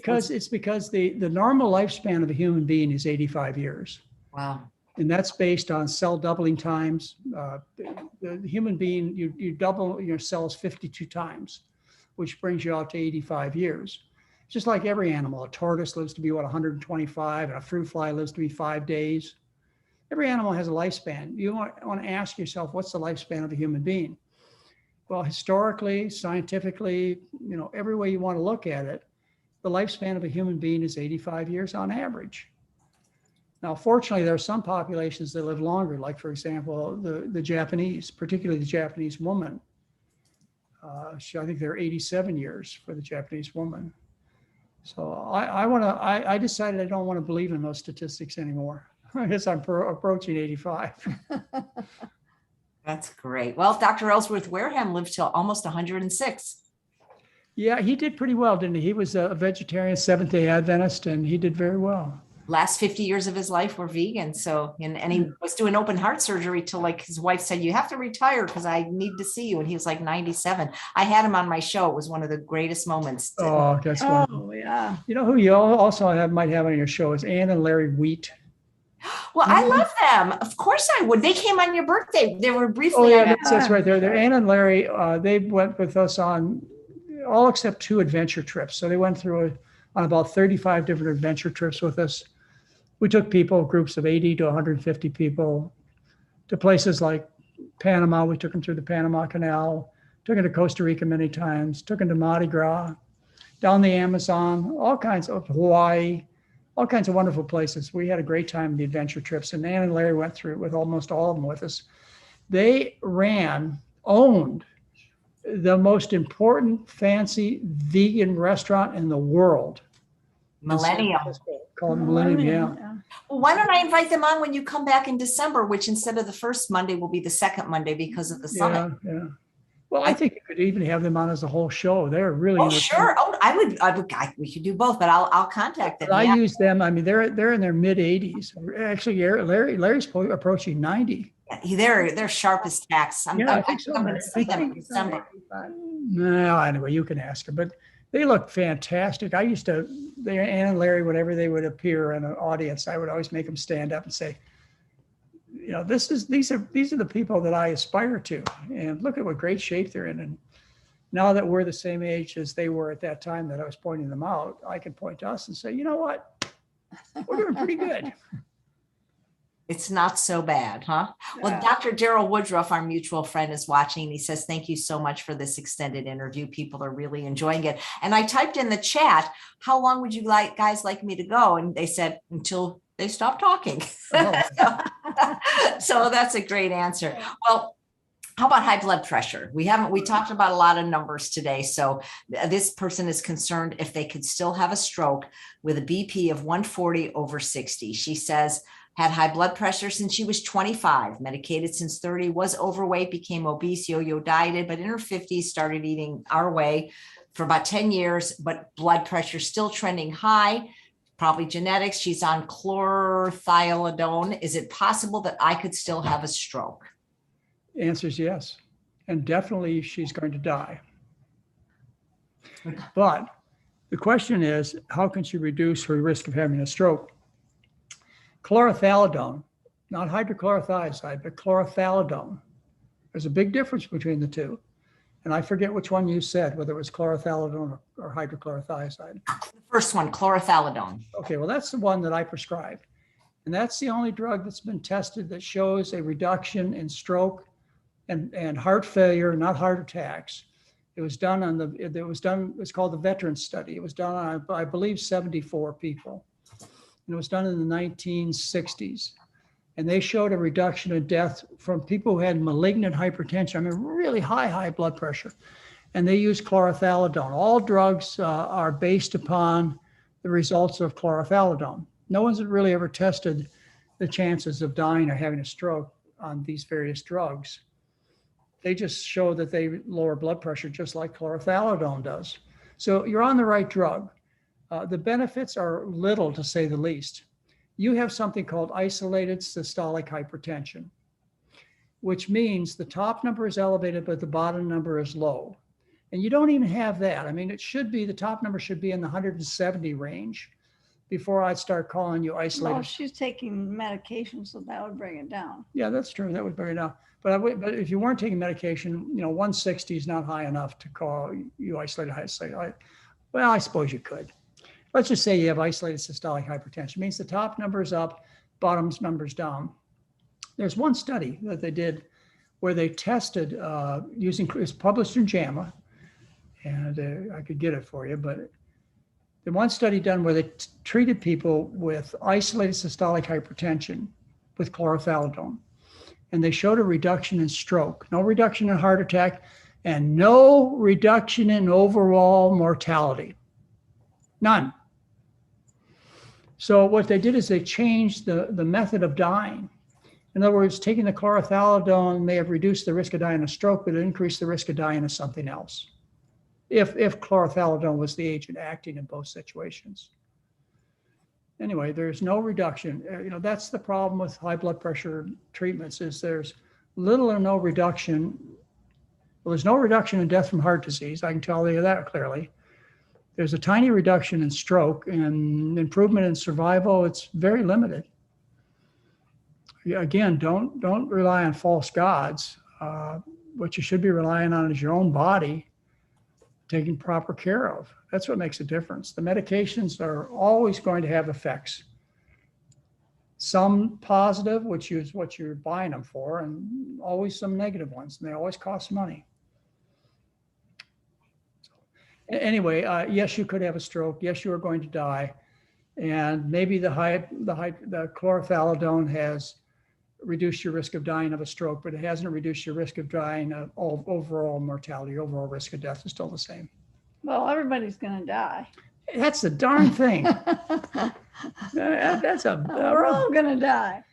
Yeah. She says her calcium score is 0. Well, that ought to make you more confident. Calcium score of 0. The arteries get inflamed because they get damaged by the products of the fork and spoon. Cholesterol, oxidized cholesterol, saturated fat, they injure the artery walls. Dairy protein.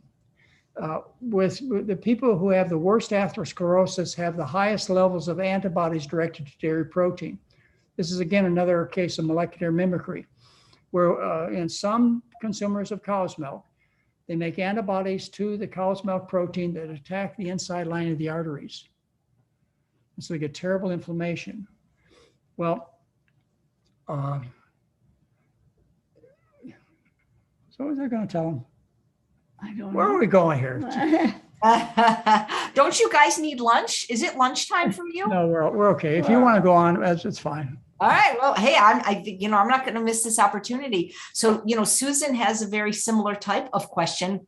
but a different drug. She's saying her cardiologist follows an exclusive whole food plant diet and encouraged her to do the same following a heart attack in 2013. And she's done that for 8 years, but he wants her to stay on a blood thinner and low dose statin because she has stents and her cholesterol went up to 206 from 160 when she went off the statins for 2 months. Have you ever had patients where you ask them to stay on their meds in spite of eating the whole food? Absolutely. I use statin drugs. I treat people at high risk of having a heart attack or stroke with statin drugs. I also use aspirin. I even use baby aspirin even after that glaring negative report came out about a month and a half ago. So I usually treat people at high risk of stroke or heart attack with statin drugs and baby aspirin, and I keep them on blood thinners. Plavix and aspirin are the usual ones that I use. I keep them on blood thinners after they've had a stent. In other words, they've had a piece of bare metal stuck in their arteries that happens to be coated with cancer-eluting drugs. They're called drug-eluting stents. And those stents, because they have a cancer drug embedded in them, they keep the smooth muscle cells from covering up the metal. So the metal lays exposed. When the metal is exposed, because the body doesn't like exposed bare metal, you have a high risk of a clot developing in the artery and of dying of the clot. So what happens is until the smooth muscle cells start covering up the bare metal, you need to have some extra protection. The length of time that you should be on these drugs is called dual platelet therapy. It's called dual platelet therapy. In other words, you're on aspirin and say Plavix. The length of time you need to take them is 3 to 12 months after the stent is placed. Why? Because after 3 months, you no longer have a drug-eluting stent. All the cancer drug is eluted out. Now you're dealing with a bare metal stent, which has a whole set of risk of problems. And one thing the bare metal stent is it allows itself to be covered up by these smooth muscle cells. Anyway, that's more complicated than I probably explained it in simplicity to you. It's just, yes, I use these drugs. I'm a real doctor. I got a prescription pad. I'm not going to do anything foolish. For your sake or my sake, why should I put myself up for criticism?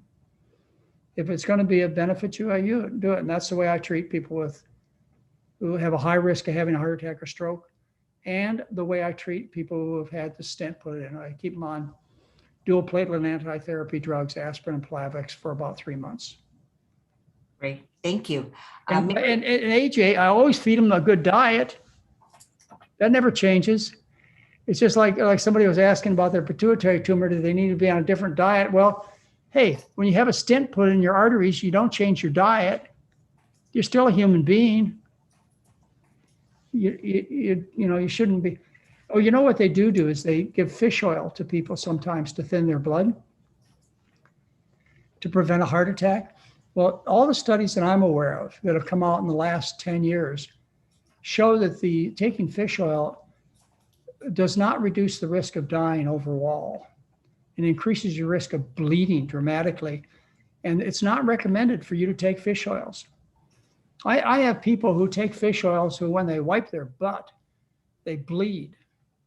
These are very potent drugs, especially when you take aspirin and fish oil together, which many of you are on to prevent heart disease, or after your heart surgery, you're on fish oil and aspirin. Be careful. These are potent. Yes, they thin the blood, but they set you up for bleeding to death. Wow. Here's something I haven't heard of, but you would probably know.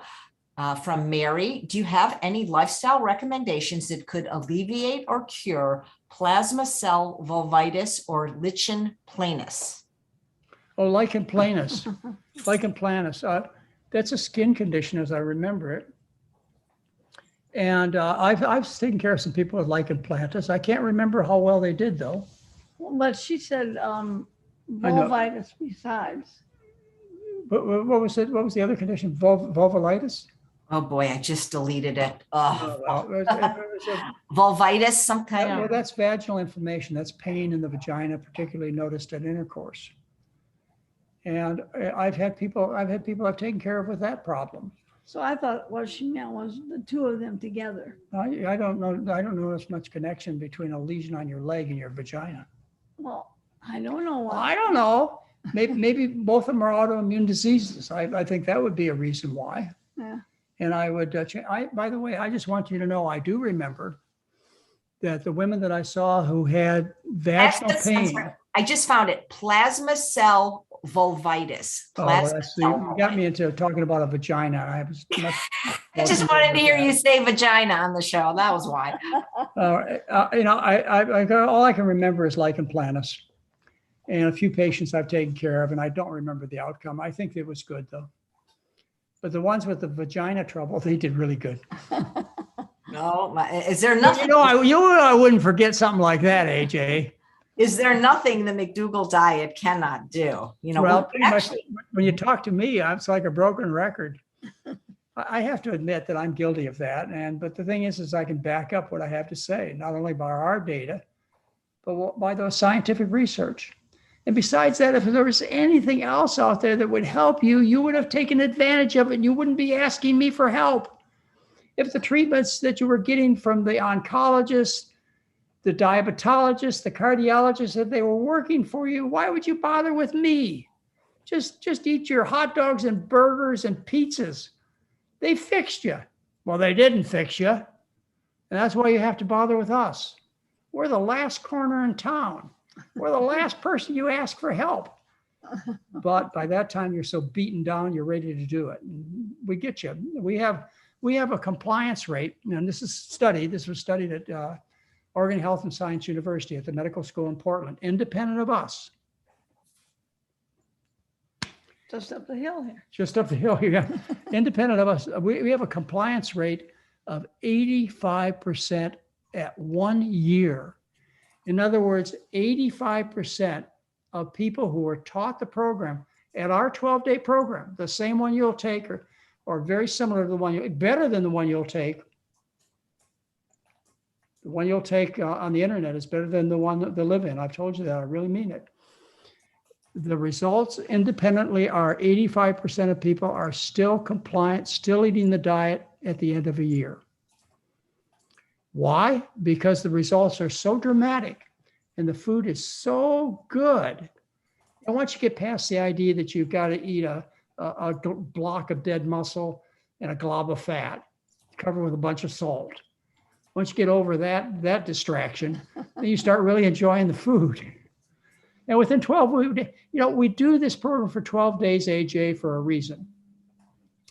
And that is, it takes 5 days to really learn everything. It takes 5 days for me or Dr. Lim to get you on a minimal amount of medication, which, as I say, means in 90% of the cases, we have reduced or stopped your diabetic or high blood pressure pills and other medications too, not just those.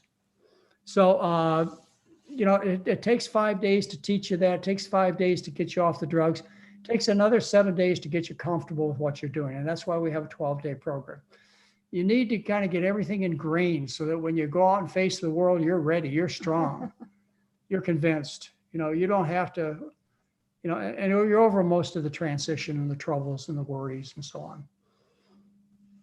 Nice. Well, believe it or not, we're down to the last two questions. By that, I mean ones that have been submitted. I always give priority to the people that write them in because it's the fair thing to do. So get on my list if you want to ask. And this one is from Aaron. I've been taking enzyme supplements before every meal for about 5 years now. Are there any adverse side effects from using enzyme supplements for prolonged periods? I feel I've become dependent on them for digestion, and I don't want to keep spending money on them. The brand I use is Nutritional. Ever heard of it? I've been vegan for almost a year now. I eat lots of veggies, potatoes, small amounts of beans, tofu. You're going to be speaking. I'm assuming that she's tested the digestive enzymes to see that they really do work. In other words, she stopped them for a significant period of time, seeing that she doesn't feel as well as whatever she would define as poor digestion. Then she's restarted it and found out it helps her. In that case, you should be taking them. But I think you should do that test to make sure you really need them and you're not wasting your money by spending it on, at best on a placebo. So If it works, fine. I don't see any particular harm.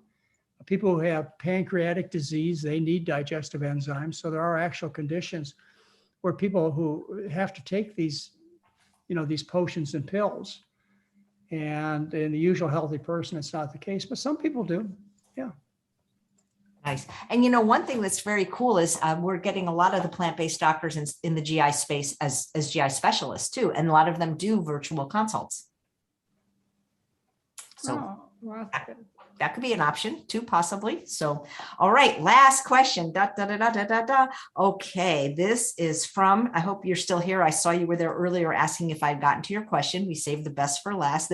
A form of this has come up before from Ridwana, but how do I decrease my LDL and total cholesterol? I lost 50 pounds, removed animal products, oil, and fat.